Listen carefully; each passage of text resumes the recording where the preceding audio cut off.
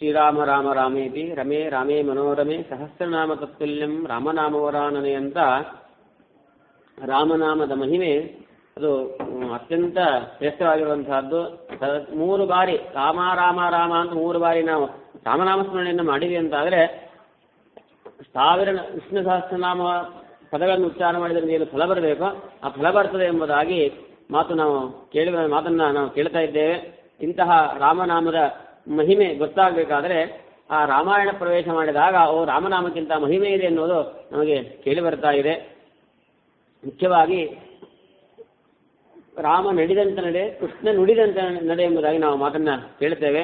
ಹಾಗಾಗಿ ಆದರ್ಶ ಪುರುಷನಾಗಿರ್ತಕ್ಕಂತಹ ಶ್ರೀರಾಮ ತಾನು ಜೀವನದಲ್ಲಿ ಉಪದೇಶ ಮಾಡಿದ್ದು ಮಾತ್ರವಲ್ಲದೆ ತಾನೇ ಸ್ವತಃ ಜನರಿಗೆ ಆದರ್ಶ ಪುರುಷನಾಗಿ ನಡೆದುಕೊಂಡು ತಾನು ಹೀಗಿರಬೇಕು, ಹೀಗಿದ್ರೆ ಅದು ಇಂದು ಜಗತ್ತಿಗೆ ಕಲ್ಯಾಣ ಆಗ್ತದೆ, ಭಗವಂತನಿಗೆ ಪ್ರಿಯಕರವಾಗ್ತದೆ ಅಂತ ಹೀಗೆ ಭಗವಂತ ತನ್ನ ನಡೆನುಡಿಯಿಂದ ತಾನು ರಾಮಾವತಾರ ಕಾಲದಲ್ಲಿ ನಡೆದು ತೋರಿಸಿದ್ದಾನೆ. ಅಂತಹ ಕೆಲವೆರಡು ಘಟನೆಗಳನ್ನು ಇವತ್ತಿನ ದಿವಸ ಮೆಲುಕು ಹಾಕೋಣ. ಮುಖ್ಯವಾಗಿ ಭಗವಂತ ಅವತಾರ ಮಾಡುವಂತಹದ್ದು ಯಾವುದೇ ಕಾಲದಲ್ಲಿ ಸಜ್ಜನರಿಗೆ ಕಷ್ಟಕಾಲ ಉಂಟಾಗ್ತದೋ, ದುರ್ಜನರಿಂದ ಯಾವಾಗ ಸಂಕಟಕ್ಕೆ ಒಳಗಾಗ್ತಾರೋ ಆ ಸಂಕಟವು ಸಾಮಾನ್ಯ ಸಂಕಟ ಅಲ್ಲ, ಅತ್ಯುತ್ಕಟವಾಗಿರಬೇಕು. ಅಂತಹ ಸಂಕಟ ಭಕ್ತ ಜನತೆಗೆ ಬಂದಾಗ ಎಲ್ಲ ಕಡೆಯಲ್ಲೂ ಕೂಡ ಅಜ್ಞಾನ ಅತ್ಯಂತವಾಗಿ ಪಸರಿಸಿದಾಗ ಸಕಲ ಎಲ್ಲವನ್ನೂ ಸಹನೆ ಮಾಡತಕ್ಕಂತಹ ಕ್ಷಮಾಗುಣ ಸಂಪನ್ನಳು. ಆದ್ದರಿಂದಲೇ ಆ ಧರಿತ್ರಿಗೆ ಕ್ಷಮ ಎಂಬುದಾಗಿ ಹೆಸರುಂಟು. ಆ ಧರಿತ್ರಿಯೂ ಕೂಡ ಯಾವಾಗ ತಾನು ತನಗೆ ಕಷ್ಟ ಆಗಿದೆ ಅಂತ ತಾನು ಗೋಗರಿತಾಳೋ, ತಾನೇ ಹೆತ್ತ ಮಕ್ಕಳಂತೆ ಎಲ್ಲ ಪ್ರಜೆಗಳನ್ನು ಕೂಡ ಸಾಗುತ್ತಾ ಇದ್ದಾಳೆ.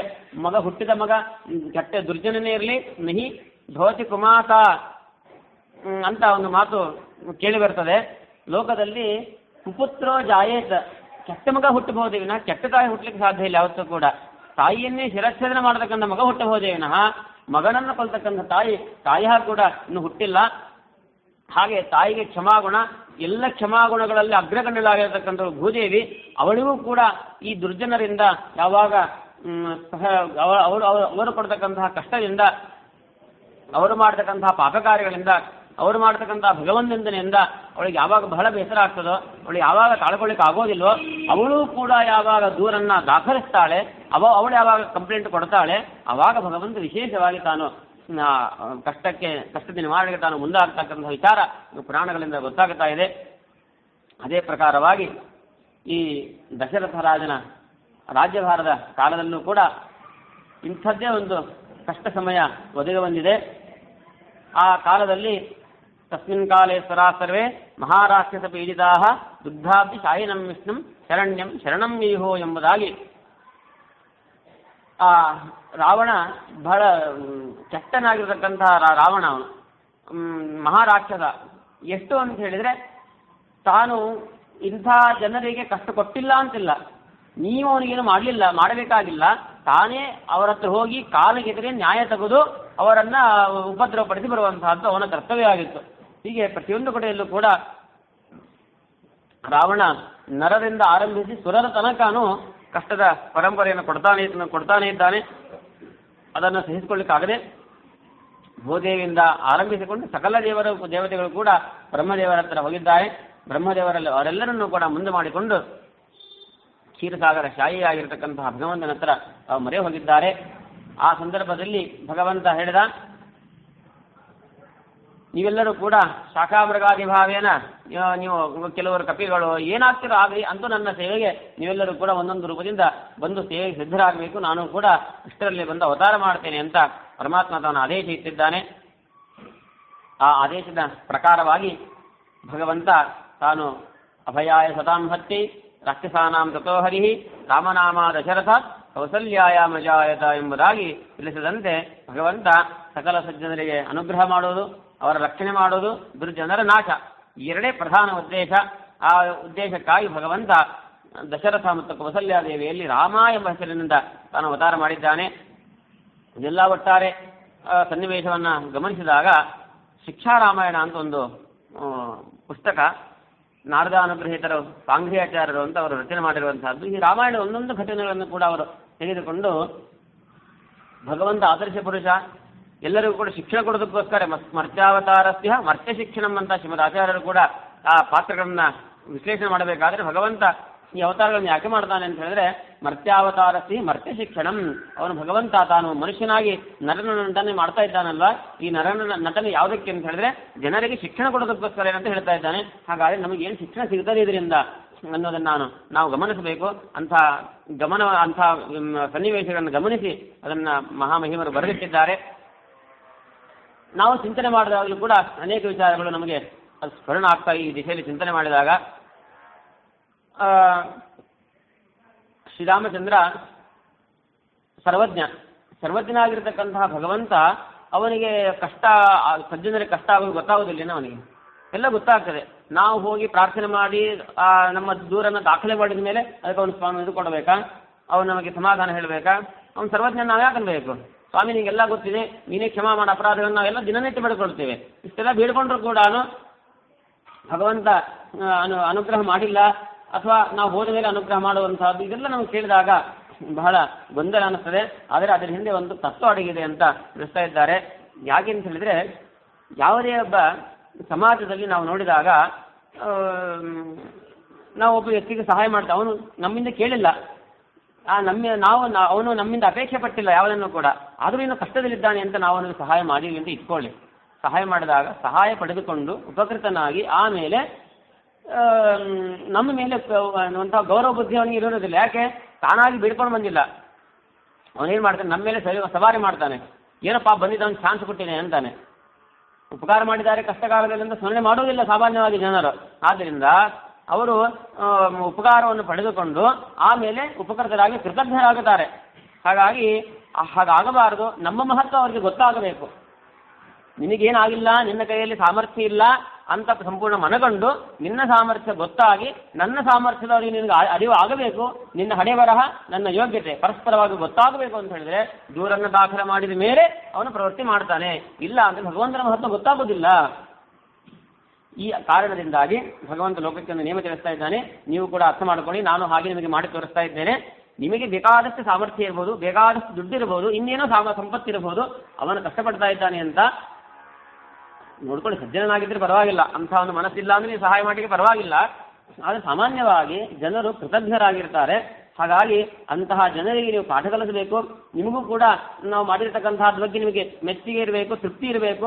ಆಯ್ತಪ್ಪ ಒಳ್ಳೇದಾಯ್ತು ಅಂತ ಅವನು ಮಾಡಿದ್ದೇನೆ ಅಂತ ನಿಮಗೆ ಒಂದು ಧನ್ಯತಾ ಭಾವನೆ ಬರಬೇಕಾದ್ರೆ ಅವನು ಸರಿಯಾಗಿ ಪ್ರಾಮಾಣಿಕನಾಗಿದ್ದರೆ ಸಂತೋಷ.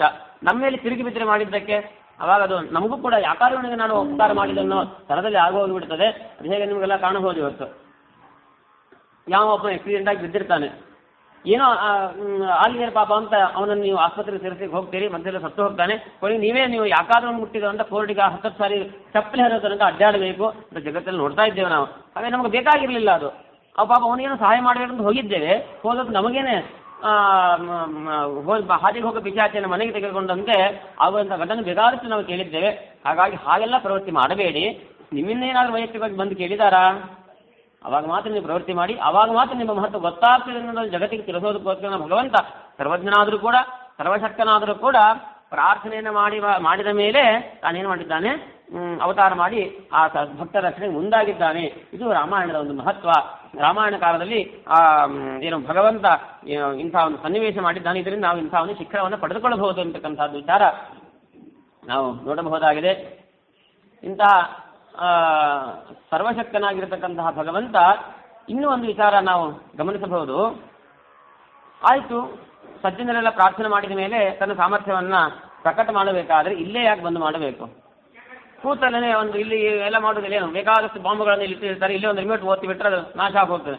ಅದಕ್ಕಿಂತಲೂ ಕೂಡ ಸರ್ವಶಕ್ತರಾಗಿರ್ತಕ್ಕಂಥ ಭಗವಂತ ಕ್ಷಣ ಮಾತ್ರದಲ್ಲಿ ಮನಸ್ಸು ಮಾಡಿದರೆ ಸಾಕು, ಸಕಲವೂ ಕೂಡ ನಡೆದು ಹೋಗ್ತದೆ ಭಗವಂತನ ಒಂದು ಮಾತಿನಿಂದ. ಯಾಕೆಂದರೆ ಲಕ್ಷ್ಮೀದೇವಿಗಂತ ಸಾಮರ್ಥ್ಯ ಇದೆ. ಎಂಕಾಮೇತಂತ ಮುಗ್ರಂ ಕೃಣೋವಿ ಅಂತೆಲ್ಲ ಹೇಳುವಂತೆ ಕಣ್ಣಿನ ಹುಪ್ಪು ಹಾರಿಸಿಬಿಟ್ಟರೆ ಸಾಕು. ಇವತ್ತು ಎಲ್ಲ ಕೂಡ ನಡೆದು ಹೋಗ್ತದೆ. ಇವತ್ತು ಅವಳು ಮಾತು ಕೂಡ ಆಡಬೇಕಾಗಿಲ್ಲ. ಇವತ್ತು ಇಂಥ ಸಾಮರ್ಥ್ಯ ಲಕ್ಷ್ಮೀದೇವಿಗೆ ಇರಬೇಕಾದ್ರೆ ಭಗವಂತನಿಗೆ ಯಾವುದು ಇದು ಮೂಲೆ, ಎಲ್ಲವೂ ಕೂಡ ಸುಲಭವಾಗಿ ನಡೆದು ಹೋಗ್ತಾ ಇರಬೇಕಾದ್ರೆ ತಾನು ಕಷ್ಟಪಟ್ಟು ಎದ್ದು ಬಂದು ನೀವು ಕೇಳಲ್ಲ ಸಹಕಾರಕ್ಕೆ ಬನ್ನಿ, ನೀವು ಸಹಕಾರ ಮಾಡಿ ನಾನು ಒಟ್ಟಿಗೆ ಸೇರಿ ಆ ಶತ್ರು ಸಂಹಾರ ಕಾರ್ಯ ಮಾಡೋಣ ಅಂತ ಯಾಕೆ ಭಗವಂತ ಹೇಳಬೇಕಾಗಿತ್ತು ಅನ್ನೋ ಪ್ರಶ್ನೆ ನಮ್ಮ ಮುಂದೆ ಬರ್ತದೆ. ಅದಕ್ಕೆ ಉತ್ತರ ಏನು ಅಂತ ಹೇಳಿದರೆ, ನಾವು ಭಗವಂತನನ್ನ ಗುಣಗಾನ ಮಾಡಬೇಕು ಅಂತ ಹೇಳಿದ್ರೆ ಭಗವಂತನ ಮಹಿಮೆ ಗೊತ್ತಾಗಬೇಕು. ಭಗವಂತ ಮಹಿಮೆ ಗೊತ್ತಾಗೋದು ಯಾವಾಗ? ಲೀಲಾಮಾನಸ ವಿಗ್ರಹನಾಗಿ ಅನೇಕ ತರಹದ ಲೀಲೆಗಳನ್ನ ಅವನು ಆಡಿ ತೋರಿಸಿದಾಗ ಭಕ್ತರಿಗೆ ಒಂದು ಮನಸ್ಸಿಗೆ ಆನಂದ ಆಗ್ತದೆ. ಓ, ಭಗವಂತ ಹೀಗೆ ಮಾಡಿದ. ಆ ಭಕ್ತಿದ್ರೇಕಕ್ಕೋಸ್ಕರ ಭಗವಂತ ಇಂತಹ ಒಂದು ಮಾನವ ರೂಪವನ್ನು ಧಾರಣ ಮಾಡಿಕೊಂಡು ಅನೇಕ ಕಲ್ಯಾಣ ಗುಣಗಳನ್ನ, ಕಲ್ಯಾಣ ಲೀಲೆಗಳನ್ನ ಭಕ್ತರ ಮುಂದೆ ಪ್ರಚಾರಪಡಿಸ್ತಾ ಇರ್ತಾನೆ. ಹಾಗಾಗಿ ಇವತ್ತು ಕೃಷ್ಣನ ಕಥೆ ನೋಡಿ, ರಾಮನ ಕಥೆ ನೋಡಿ, ಎಷ್ಟು ಕೇಳಿದಷ್ಟು ನಾವು ಕೇಳಬೇಕು ಅಂತಾನೆ ಇರ್ತದೆ. ಯಾಕೆ ಅಂದರೆ ಆ ಭಗವಂತನ ಮಹಿಮೆಯಲ್ಲಂತಹ ಒಂದು ಗುಣ ಇದೆ. ಅದು ಕೇಳಿದಷ್ಟು ಅದು ಅತ್ಯಂತ ಉತ್ಕರ್ಷವನ್ನು ಉಂಟು ಮಾಡ್ತದೆ, ಭಕ್ತರ ಭಕ್ತಿಯನ್ನು ಜಾಗೃತಗೊಳಿಸ್ತದೆ. ಈ ಒಂದು ನಿಟ್ಟಿನಲ್ಲಿ ಭಗವಂತ ಸರ್ವಶಕ್ತನಾದರೂ ಕೂಡ ಲೀಲಾಮಾನಸ ವಿಗ್ರಹ ತಾನು ಇಲ್ಲಿಗೆ ಬಂದು ಅನೇಕ ಲೀಲೆಗಳನ್ನು ತೋರಿಸುವ ಉದ್ದೇಶ ಇದಾಗಿದೆ ಅನ್ನುವಂಥದ್ದನ್ನು ಕೂಡ ನಾವು ಗಮನಿಸಬಹುದಾಗಿದೆ. ಹೀಗೆ ಭಕ್ತರ ಅನುಗ್ರಹಕ್ಕಾಗಿಯೇ ಸ್ವಾಮಿ ತಾನು ಅವತಾರವನ್ನು ಮಾಡ್ತಾ ಇದ್ದಾನೆ. ಇಂತಹ ಭಗವಂತ ಅವತಾರ ಕಾಲದಲ್ಲಿ ಇನ್ನೂ ಒಂದು ನಮಗೆ ಸಂದೇಶವನ್ನು ಇಟ್ಟಿದ್ದಾನೆ. ಭಗವಂತ ಅವತಾರ ಮಾಡೋಕ್ಕಿಂತ ಮುಂಚೆ ಏನಾಗಿದೆ ಅಂತ ಹೇಳಿದ್ರೆ, ದಶರಥ ರಾಜನಿಗೆ ಸಂಪತ್ತಿಗೇನು ಕೊರತೆ ಇಲ್ಲ, ಅವನ ಪರಾಕ್ರಮಕ್ಕೆ ಕೊರತೆ ಇಲ್ಲ. ದಶರಥ ಅಂತ ಹೆಸರು ಬಂದಿರುವಂತಹದ್ದೇ ಅವನ ಒಂದು ಪರಾಕ್ರಮದಿಂದ. 10 ದಿಕ್ಕುಗಳಿಗೂ ಕೂಡ ಅವನ ರಥ ನಿರಾತಂಕವಾಗಿ ಹೋಗ್ತಾ ಇತ್ತು. ಹಾಗೆ ಎಲ್ಲರನ್ನೂ ಕೂಡ ಶತ್ರುಗಳನ್ನು ಸಂಹಾರ ಮಾಡಿ ಏಕ ಸಾಮ್ರಾಜ್ಯಾಧಿಪತಿ ಆಗಿದ್ದಾನೆ, ಅಖಂಡ ಸಾರ್ವಭೌಮನಾಗಿದ್ದಾನೆ. ಇಂತಹ ಸಾರ್ವಭೌಮ ರಾಜನಿಗೆ ಯಾವುದರ ಕೊರತೆಯೂ ಇಲ್ಲ. ಅನೇಕ ರಾಣಿಯರಿದ್ದಾರೆ, ಅನೇಕ ಸೇವಕರಿದ್ದಾರೆ. ಇಡೀ ಅಯೋಧ್ಯ ನಗರ ಅದು ಅಲ್ಲಿ ವರ್ಣನೆ ಮಾಡ್ತಾರೆ ಎಷ್ಟು ಸಮೃದ್ಧಿಯಾಗಿತ್ತು ಅಂತ ಹೇಳಿದ್ರೆ, ಅನೇಕ ನಾವುಗಳು ಎಲ್ಲ ವಾಣಿಜ್ಯ ವ್ಯಾಪಾರ ಕೂಡ ತುಂಬಾ ಚೆನ್ನಾಗಿತ್ತು, ಸಮೃದ್ಧವಾಗಿತ್ತು ಅಂತ ರಾಮಾಯಣದಲ್ಲೂ ಕೂಡ ವರ್ಣನೆ ಬರ್ತದೆ. ಹೀಗೆ ಭರಿತವಾಗಿರ್ತಕ್ಕಂತಹ ರಾಜ್ಯವನ್ನ ಸಂತೋಷದಿಂದ ಪಾಲನೆ ಮಾಡ್ತಾ ಇರುವಂತಹ ಕಾಲದಲ್ಲಿ ಒಂದು ಕರುಗ ಮಾತ್ರ ಅವನಿಗೆ ಕಾಡ್ತಾ ಇದೆ. ಅದೇ ಪುತ್ರ ವಿರಹ, ಮಕ್ಕಳೇ ಇಲ್ಲ, ಮಕ್ಕಳೇ ಹುಟ್ಟಿಲ್ಲ. ಹಾಗಾಗಿ ಈ ಒಂದು ಕೊರತೆ ಅವನಿಗೆ ಕಾಡ್ತಾ ಇದೆ. ಅದಕ್ಕೆ ಋಷಿಗಳ ಮಾತಿನಂತೆ ತಾನು ಋಷ್ಯಶೃಂಗರಿಂದ ಯಾಗವನ್ನು ಮಾಡಿಸ್ತಾನೆ, ಪುತ್ರಕಾಮೇಷ್ಟಿ ಎಂಬತಕ್ಕಂಥ ಯಾಗವನ್ನು. ಆ ಪುತ್ರಕಾಮೇಷ್ಟಿ ಯಾಗವನ್ನು ಮಾಡಿಸಿದಾಗ ಭಗವಂತ ತಾನು ಯಜ್ಞ ಪುರುಷನಾಗಿ ಒಂದು ಪಾಯಸವನ್ನು ತಾನು ತಂದುಕೊಡ್ತಾ ಇದ್ದಾನೆ. ಆ ಪಾಯಸವನ್ನು ದಶರಥ ಮಹಾರಾಜ ಭಾಗ ಮಾಡಿ ಕೊಡ್ತಾನೆ. ಒಂದು ಭಾಗವನ್ನು ಕೌಸಲ್ಯಾದೇವಿಗೆ, ಪುನಃ ಒಂದು ಭಾಗವನ್ನು ಮಾಡಿ ಕೈಕೇಯಿ ದೇವಿಗೆ, ಕೌಸಲ್ಯಗೆ, ಆನಂತರ ಪುನಃ 2 ಭಾಗವನ್ನು ಮಾಡಿ ಒಂದು ಕೌಸಲ್ಯಗೆ ಮತ್ತೊಂದು ಸುಮಿತ್ರೆಗೆ ಅಂತ ಹೀಗೆ ಭಾಗವನ್ನು ತಾನು ಕೊಡ್ತಾ ಇದ್ದಾನೆ. ಹೀಗೆ ಭಗವಂತ ತಾನು ಅವತಾರ ಮಾಡೋ ಕಾಲದಲ್ಲಿ ಹೀಗೆಲ್ಲ ತಾನು ಹಂಚಿ ತಿಂದಿದ್ದಾನೆ. ಇದರಿಂದ ಭಗವಂತ ನಮಗೇನು ತಿಳಿಸ್ತಾ ಇದ್ದಾನೆ ಅಂತ ಹೇಳಿದರೆ, ನೀವು ಜಗತ್ತಿನಲ್ಲಿ ಬಂಧುಗಳನ್ನ ಬಯಸ್ತಾ ಇದ್ದೀರಿ, ಬಂಧು ಬಳಗ ನಿಮಗೆ ಬೇಕು ಅಂತಿದ್ರೆ ಕೊಡೋದನ್ನ ಕಲೀರಿ. ಕೊಡ್ಲಿಲ್ಲ ಅಂತ ಹೇಳಿದ್ರೆ ಜಿಬುಟ್ಟಿದ್ದಾನೆ, ಅವನ ಮನೆಗೆ ಯಾಕೆ ಹೋಗಬೇಕು ಅಂತ ಎಲ್ಲರೂ ಕೂಡ ನಿಮ್ಮಿಂದ ದೂರ ಆಗ್ತಾರೆ. ಯಾವತ್ತೂ ಕೂಡ ಬಂಧುಗಳಲ್ಲಿ ಪ್ರೇಮ ಉಳಿಬೇಕು ಅಂದರೆ ಕೊಡ ತೆಗೆದುಕೊಳ್ಳುವಂಥದ್ದು ಚೆನ್ನಾಗಿರಬೇಕು. ಮುಕ್ತವಾಗಿದ್ದಾಗ ಅದು ನಾವು ಕೂಡ ಚೆನ್ನಾಗಿ ಧಾರಾಳದಿಂದ ಕೊಡಬೇಕು, ಅವರು ಕೂಡ ನಮಗೆ ಧಾರಾಳದಿಂದ ಕೊಡಬೇಕು. ಹೀಗೆ ಪರಸ್ಪರ ಕೊಡ ತೆಗೆದುಕೊಳ್ಳುವಂತಹದ್ದು ಸಮೃದ್ಧವಾಗಿದ್ದಾಗ ಮಾತ್ರ ಅದೇನಾಗ್ತದೆ, ನಿಮಗೆ ಸಂಬಂಧ ಚೆನ್ನಾಗಿ ಉಳಿತದೆ. ಇಲ್ಲ ಅಂತ ಹೇಳಿದ್ರೆ ಬಂಧುಗಳೇ ಇರುವುದಿಲ್ಲ ನಿಮಗೆ. ಅದರಿಂದ ಬಂಧುಗಳೇ ಬೇಕು ಅಂತ ಯಾರು ಬಯಸ್ತಿರೋ ಅವರನ್ನು ಅವ್ರು ಕೊಡೋದನ್ನು ಕಲೀರಿ. ಕೊಟ್ಟರೆ ನಿಮಗೆ ಬಂಧುಗಳು ಸಿಗುತ್ತಾರೆ ಅನ್ನೋ ಒಂದು ಸಂದೇಶ ನಮಗೆ ಶಿಕ್ಷಣವನ್ನು ಕೊಡೋದಕ್ಕೋಸ್ಕರ ಭಗವಂತ ತಾನು ಅವತಾರ ಮಾಡಬೇಕಾದ್ರೆ 4 ಜನ ಅಣ್ಣ ತಮ್ಮಂದಿರಿದ್ದಾರಲ್ಲ, ಇವರೆಲ್ಲ ನಾವೆಲ್ಲ ಸೇರಿ ಬಂಧುಗಳು ಆಗಬೇಕು ಅಂತ ಹೇಳಿದ್ರೆ ಮೊದಲು ಕೊಡೋದನ್ನು ಕಲೀರಿ. ತಮ್ಮ ತಾಯಿಯಂದಿರಿಗೆ ತಾನು ಇಡೀ ಪಾಯಸವನ್ನು ಕೌಶಲ್ಯ ಕೊಡುವಂತೆ ಕೊಡಬಹುದಾಗಿತ್ತು ರಾಮ. ಒಬ್ಬ ಕೌಶಲ್ಯಗೆ ಕೊಟ್ಟುಬಿಟ್ಟು ತಾನು ಹುಟ್ಟಬಹುದಾಗಿತ್ತಲ್ಲ, ಹಾಗೆ ಮಾಡಲಿಲ್ಲ. ತನ್ನ 3 ಜನ ತಾಯಂದಿರಿದ್ದಾರೆ, ಅವ್ರು 3 ಜನರಲ್ಲೂ ಕೂಡ ನಾವು ನನ್ನ ಬಂಧುಗಳು ಹುಟ್ಟಬೇಕು, ನಮಗೂ ಒಂದು ದೊಡ್ಡ ಸಂಸಾರ ಆಗಬೇಕು ಅಂತ ಎಲ್ಲ ಒಂದು ದೃಷ್ಟಿಯಿಂದ ಭಗವಂತ ಏನು ಮಾಡ್ತಾ ಇದ್ದಾನೆ, ಪಾಯಸವನ್ನು ಹಂಚಿ ತಿಂದಿದ್ದಾನೆ. ಹಾಗಾಗಿ ನಮಗೆ ಕೊಂಡ ಸಂದೇಶ ಒಟ್ಟಾರೆ ಹೇಳೋದಾದ್ರೆ, ಬಂಧುಗಳು ಬೇಕು ಅಂತ ಹೇಳಿದ್ರೆ ಕೊಡುವುದನ್ನು ಕಲೀರಿ. ಕೊಟ್ಟರೆ ಬಂಧುಗಳು ಬರ್ತಾರೆ ನಿಮ್ಮ ಮನೆಗೆ, ಇಲ್ಲ ಅಂದ್ರೆ ಬಂಧುಗಳು ಬರುವುದಿಲ್ಲ ಅಂತ ಜಗತ್ತಿಗೆ ಸಂದೇಶವನ್ನು ಕೊಡೋದಕ್ಕೋಸ್ಕರ ಭಗವಂತ ಇಂತಹ ಒಂದು ಲೀಲೆಯನ್ನು ನಮಗೆ ತೋರಿಸಿದ್ದಾನೆ. ಇಂತಹ ಭಗವಂತ ರಾಮನಾಮಕನಾಗಿ ತಾನು ಅವತಾರವನ್ನು ಮಾಡಿದ್ದಾನೆ. ರಾಮನಾಮಕನಾಗಿ ಅವತಾರ ಮಾಡಿದ ಮೇಲೆ ಭಗವಂತ ತುಂಬ ಸೊರಸವಾಗಿರತಕ್ಕಂತಹ ಮಾತುಗಳು, ಸುಂದರವಾದ ನಡಿಗೆ, ಒಟ್ಟಾರೆ ಇಲ್ಲಿ ಕೌಸಲ್ಯ, ಸುಮಿತ್ರೆ, ಕೈಕೇಯಿ 3 ಕೂಡ ತಮಗೆಲ್ಲ ಮಕ್ಕಳು ಹುಟ್ಟಿದ್ದಾರೆ. ಆದರೂ ಕೂಡ ರಾಮನನ್ನು ಕಂಡ್ರೆ ಎಲ್ಲೆಲ್ಲದ ಒಂದು ಅತಿಶಯ ಪ್ರೇಮ. ರಾಮ ಬೇರೆ ಅಲ್ಲ, ತಮ್ಮ ಮಕ್ಕಳು ಬೇರೆ ಅಲ್ಲ, ರಾಮನೇ ತನ್ನ ಮಗ ಎನ್ನುವ ರೀತಿಯಲ್ಲಿ ಆ ರಾಮನನ್ನ ಈ ತಾಯರು ಮಾತ್ರ ಅಲ್ಲ, ಇಡೀ ಅಯೋಧ್ಯ ಪಟ್ಟಣದ ಜನ ಹಾಗೆ ರಾಮನನ್ನು ಕೊಂಡಾಡ್ತಾ ಇದ್ದಾರೆ, ಅವನನ್ನು ಕಂಡ ಮುದ್ದು ಮಾಡ್ತಾ ಇದ್ದಾರೆ, ಲಾಲನೆ ಮಾಡ್ತಾ ಇದ್ದಾರೆ.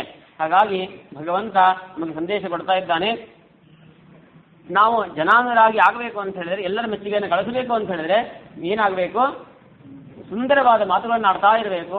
ಇನ್ನೊಬ್ಬರಿಗೆ ಕೆಟ್ಟದನ್ನು ಮಾತನಾಡಬಾರದು. ಕೆಟ್ಟದನ್ನು ಬೈತಾ ಇದ್ರೆ ಮಕ್ಕಳು ಯಾರಾದ್ರೂ ಬೈತಾ ಇದ್ರೆ ಯಾರಾದ್ರೂ ಕರ್ಕೋತಾರೆ, ಏನ್ರಿ ಅವನು ಬರೀ ಬೈತಾನೆ, ಉಡಾಳಿದ್ದಾನೆ ಅವನನ್ನ ಯಾಕೆ ಕರ್ಕೋತೀರಿ ಅಂತ ಹೀಗೆಲ್ಲರೂ ಕೂಡ ನಮ್ಮನ್ನು ತ್ಯಾಗ ಮಾಡ್ತಾರೆ. ಎಲ್ಲರೂ ಕೂಡ ನಮ್ಮನ್ನು ಕರ್ಕೊಳ್ಬೇಕು, ಗುಡ್ ಬಾಯ್ ಅನ್ಬೇಕು ಅಂದ್ರೆ ಏನು ಮಾಡ್ಬೇಕು, ನಾವು ಒಳ್ಳೊಳ್ಳೆ ಮಾತಾಡಬೇಕು, ಒಳ್ಳೊಳ್ಳೆ ರೀತಿಯಿಂದ ನಡ್ಕೊಳ್ಬೇಕು. ಹೀಗೆಲ್ಲ ನಮ್ಮ ಕಲ್ಯಾಣಗಳನ್ನು ನಾವು ಬೆಳೆಸ್ಕೊಂಡ್ರೆ ತಾನಾಗೆ ಜನರು ನಮ್ಮ ಕಡೆಗೆ ಬರ್ತಾರೆ, ಜನಾನುರಾಗವನ್ನು ಗಳಿಸಲಿಕ್ಕೆ ಸಾಧ್ಯ ಇದೆ. ಹೀಗೆ ಭಗವಂತ ತನ್ನ ಲೀಲೆಗಳನ್ನು ತೋರಿಸ್ತಾ ಇದ್ದಾನೆ ಜಗತ್ತಿಗೆ. ನೀವು ಕೂಡ ಜನಾನುರಾಗಿ ಆಗಿರಬೇಕು ಅಂತ ಹೇಳಿದ್ರೆ ಜನಾನುರಾಗಿ ಆಗಿರತಕ್ಕಂಥ ಕಾರ್ಯಗಳನ್ನ, ಒಳ್ಳೊಳ್ಳೆ ಮಾತುಗಳನ್ನ, ಒಳ್ಳೊಳ್ಳೆ ಕಾರ್ಯಗಳನ್ನ ಮಾಡಬೇಕು ಅಂತ ಜಗತ್ತಿಗೆ ತಿಳಿಸೋದ್ರ ಮೂಲಕ ತಿಳಿಸ್ತಾನೋ ಇದ್ದಾನೆ ಎಂಬಂತೆ ಅಂಥ ಒಂದು ಕಲ್ಯಾಣಮಯ ರೀತಿಯಲ್ಲಿ ತಾನು ತನ್ನ ಬಾಲ್ಯದ ನಟನೆಯನ್ನು ತಾನು ಮಾಡ್ತಾ ಇದ್ದಾನೆ. ಹೀಗೆ ಭಗವಂತ ತಾನು ಹೀಗೆ ಮಾಡ್ತಾ ಇರುವ ಸಂದರ್ಭದಲ್ಲಿ 4 ಜನರನ್ನು ಕೂಡ ತಾನೇನು ಪಡೆದಿದ್ದಾನೆ. ಆ ಚತುರ್ವಿಧ ಪುರುಷಾರ್ಥವನ್ನ ಪಡೆದಂತೆ ದಶರಥನಿಗೆ ಆಗಿದೆ. ಹೀಗೆ ಸಂತೋಷದಿಂದ ತಾನು ಕಾಲ ಕಳೀತಾ ಇದ್ದಾನೆ. ಎಷ್ಟೋ ವರ್ಷಗಳ ನಂತರ ವೃದ್ಧಾಪ್ಯದಲ್ಲಿ ತಾನು ಇಂತಹ ಸುಂದರವಾಗಿರತಕ್ಕಂತಹ ಲೋಕಮಂಗಲಕರರಾಗಿರ್ತಕ್ಕಂತಹ ಮಕ್ಕಳನ್ನು ಪಡೆದಿದ್ದಾನೆ. ಸುಂದರವಾದ ಸಂಸಾರ ನಡೆಯುವ ಸಂದರ್ಭದಲ್ಲಿ ದೊಡ್ಡ ಒಂದು ಆಪತ್ತು ಅವನಿಗೆ ಒದಗಿ ಬಂದಿದೆ. ಆ ವಿಶ್ವಾಮಿತ್ರರು ಯಜ್ಞ ರಕ್ಷಣೆಗೋಸ್ಕರ ತಾವು ಬಂದಿದ್ದಾರಲ್ಲಿ. ಯಜ್ಞ ರಕ್ಷಣೆಗೋಸ್ಕರ ಅಂತ ಬಂದಾಗ ದಶರಥನಿಗೆ ದಿಗ್ಭ್ರಾಂತನಾಗುತ್ತಾನೆ. ಏನು ಮಾತಾಡಬೇಕು ಅಂತ ಗೊತ್ತಾಗೋದಿಲ್ಲ. ಅಂತೂ ಕೊನೆಗೆ ವಶಿಷ್ಠರ ಒಂದು ಸಮ್ಮತಿಯ ಮೇರೆಗೆ ರಾಮಲಕ್ಷ್ಮಣರನ್ನ ಕೊಟ್ಟು ಕಳಿಸೋದು ಅಂತ ತೀರ್ಮಾನ ಮಾಡ್ತಾನೆ. ಮೊದಲು ತಾನು ಬೇಕಾದ್ರೆ ಹೇಳ್ತಾನೆ ಅವರಿಗೆಲ್ಲ, ಇಲ್ಲ ನಾನು ಬೇಕಾದ್ರೆ ಬರ್ತೇನೆ, ನನ್ನ ಚತುರಂಗ ಸೈನ್ಯ ಬೇಕಾದ್ರೆ ಬರ್ತದೆ, ನಮ್ಮ ಮಟ್ಟಿಗೆ ಬಾಲಕರವರೆಲ್ಲ ಈಗ ತಾನೇ ಬೆಳೀತಾ ಇದ್ದಾರೆ, ಅವರನ್ನು ಕಳಿಸಿಕೊಡೋದಿಲ್ಲ ಅಂತಿಲ್ಲ, ಬೇಕಾದಷ್ಟು ಗೋಗರಿತಾನೆ. ಅಂತೂ ಕೊನೆಗೆ ವಶಿಷ್ಠರು ಅವನ ಮಹಿಮೆಯನ್ನ ತಿಳಿಪಡಿಸಿ, ನಿಮ್ಮ ಮಕ್ಕಳನ್ನು ಏನು ಇದು ಮಾಡ್ಕೊಳ್ಬೇಡ, ಭಯಪಡಬೇಡ, ಸುಖವಾಗಿ ಬರ್ತಾರೆ ಅಂತ ವಶಿಷ್ಠರು ಆಶ್ವಾಸನೆ ಕೊಟ್ಟ ಮೇಲೆ ಅವರನ್ನ ಕೊಟ್ಟು ಕಳಿಸ್ತಾ ಇದ್ದಾನೆ. ಇಲ್ಲಿ ಭಗವಂತ ಒಂದು ಸಂದೇಶವನ್ನ ತಿಳಿಸ್ತಾ ಇದ್ದಾನೆ. ಮಕ್ಕಳು ವಿದ್ಯಾವಂತರಾಗಬೇಕು ಅಂತ ಹೇಳಿದ್ರೆ ತಂದೆ ತಾಯಿಯ ಮಡಿಲಲ್ಲಿ ಇಟ್ಟುಕೊಂಡ್ರೆ ಪ್ರಾಯ ಅಂತ ಒಂದು ವಿದ್ಯಾವಂತರಾಗೋದಿಲ್ಲ. ನೀವು ಬೇರೆ ಕಡೆಗೆ ಹೋಗಿ ಬದುಕಬೇಕು. ಬೇರೆ ಕಡೆಗೆ ಹೋಗಿ ಬದುಕಿದಾಗ ಬದುಕು ಏನೋದು ಗೊತ್ತಾಗ್ತದೆ ನಿಮಗೆ. ತಂದೆ ತಾಯಿಯಲ್ಲಿದ್ದಾಗ ಅಕ್ಕರೇನೆ ಬೇರೆ ಇರ್ತದೆ. ಹಾಗಾಗಿ ಹೆತ್ತ ತಾಯಿಗೆ ಹೆಗ್ಗಣವಂಥದ್ದು, ಏನು ಕೆಟ್ಟ ಕೆಲಸ ಮಾಡಿದ್ರೆ ಸರಿ, ಒಳ್ಳೆ ಕೆಲಸ ಮಾಡಿದ್ರು ಸರಿ, ನಮ್ಮ ಮಗನೇ ಇಂದ್ರಾಚಂದ್ರ ಅಂತ 4 ಜನರ ಹತ್ರ ನಾವು ಮಾತಾಡ್ಕೊಂಡು ಬರ್ತೇವೆ. ನಮ್ಮ ದೋಷಗಳು ನಮಗೆ ಗೊತ್ತಾಗೋದಿಲ್ಲ. ಬೇರೆಯವ್ರ ಮನೆಯಲ್ಲಿಟ್ಟಾಗ ನಿಮ್ಮ ಮಗ ಹೀಗಿದ್ದಾನ್ರಿ, ನಿಮ್ಮ ಮಗ ಹೀಗಿದ್ದಾನ್ರಿ ಅಂತ 108 ಮಾತುಗಳನ್ನ ಆಡಿದಾಗ ಏನಾಗ್ತದೆ, ತಂದೆ ತಾಯಿಗೂ ಕೂಡ ಯಥಾರ್ಥ ಜ್ಞಾನ ಆಗ್ತದೆ. ಆಮೇಲೆ ಬದುಕತಕ್ಕಂತಹ ಮಗನಿಗೂ ಕೂಡ 4 ಜನರ ಮಧ್ಯದಲ್ಲಿ ತಾನು ಸೋಲು ಗೆಲುವು ಎರಡನ್ನು ಕೂಡ ಕಲಿತು ಅವನೇನು ಮಾಡ್ತಾನೆ, ಜೀವನ ಹೀಗಿರ್ತದೆ, ನಾವು ಹೀಗೆ ಜೀವನದಲ್ಲಿ ಇರಬೇಕು ಅಂತ ತಾನು ಕೂಡ ಒಂದು ತೀರ್ಮಾನಕ್ಕೆ ಬರ್ತಾನೆ. ಹೀಗೆಲ್ಲ ರೀತಿಯಿಂದ ಬೆಳವಣಿಗೆ ಸಾಧ್ಯ. ಅಂತೂ ಅಧ್ಯಯನ ಸಂಪನ್ನನಾಗಬೇಕು, ವಿದ್ಯಾ ಬರಬೇಕು ಅಂತ ಹೇಳಿದ್ರೆ ಮನೆ ಬಿಡಬೇಕು ಅಂತ ಸಂದೇಶವನ್ನ ಶ್ರೀರಾಮಚಂದ್ರ ತಿಳಿಸ್ತಾ ಇದ್ದಾನೆ. ಆ ಪ್ರಕಾರವಾಗಿ ಅಧ್ಯಯನಕ್ಕೋಸ್ಕರ ವಿಶ್ವಾಮಿತ್ರನ ತಾನು ಹೋಗ್ತಾ ಇದ್ದಾನೆ. ವಿಶ್ವಾಮಿತ್ರರ ಜೊತೆಗೆ ಅಧ್ಯಯನಕ್ಕೆ ಅಂತ ಹೋದಾಗ 2 ಮಂತ್ರಗಳನ್ನು ಉಪದೇಶ ಮಾಡ್ತಾರೆ. ಮುಖ್ಯವಾಗಿ ಬಲ ಅತಿಬಲ ಅಂತಕ್ಕಂಥ 2 ದಿವ್ಯ ಮಂತ್ರಗಳನ್ನು ಅವರು ಉಪದೇಶ ಮಾಡ್ತಾ ಇದ್ದಾರೆ. ಆ 2 ಮಂತ್ರದ ಮಹಿಮೆ ಏನು ಅಂತ ಹೇಳಿದ್ರೆ, ಒಂದು ಹಸುವೆಯನ್ನು ನೀಗಿಸುವಂತಹದ್ದು, ಒಂದು ನೀಗಿಸುವಂತಹದ್ದು. ಮುಖ್ಯವಾಗಿ ಅಧ್ಯಯನ ಕಾಲದಲ್ಲಿ ಯಾವುದನ್ನು ಕೂಡ ಭೋಗವನ್ನು ಪಡಲೇಬಾರದು. ಐಷಾರಾಮಿ ಜೀವನವನ್ನು ಮರ್ತೇ ಬಿಡಬೇಕು. ಶರೀರ ಧಾರಣೆಗೋಸ್ಕರ 2 ಬೇಕು ನಮಗೆ, ನೀರು, ಒಂದು ಆಹಾರ, 2 ಬೇಕು. ಆ 2 ಕೂಡ ನಮಗೆ ಸಿಗಬೇಕು ಅಂತ ಹೇಳಿದ್ರೆ ಬಲಾತಿಬಲ ಮಂತ್ರಗಳನ್ನು ನಾವು ಉಪಾಸನೆ ಮಾಡಬೇಕು. ಆವಾಗ ಅಧ್ಯಯನ ಚೆನ್ನಾಗಿ ಆಗ್ತದೆ. ಯಾಕಂದರೆ ಬಾಲ್ಯದಲ್ಲಿ ಬೇರೆ ತಲೆಗೆ ಏನೂ ಇರುವುದಿಲ್ಲ, ನಿಮಗೆ ಮೈಂಡ್ ಫುಲ್ ಖಾಲಿ ಇರ್ತದೆ, ಏನು ತುಂಬಿಸ್ತಿರೋದು ತುಂಬಿಕೊಳ್ತಾ ಇರ್ತದೆ. ಹಾಗಾಗಿ ಸಮಸ್ಯೆ ಬರುವಂತಹದ್ದು 2 ಅದನ್ನು ನೀಗಿಸಿದ್ದಾರೆ ಯಾರು, ವಿಶ್ವಾಮಿತ್ರರು. ಹೀಗೆ ಆ ಜಗತ್ತಿಗೆ ಸಂದೇಶವನ್ನು ಕೊಡ್ತಾ ಇದ್ದಾನೆ ಶ್ರೀರಾಮಚಂದ್ರ.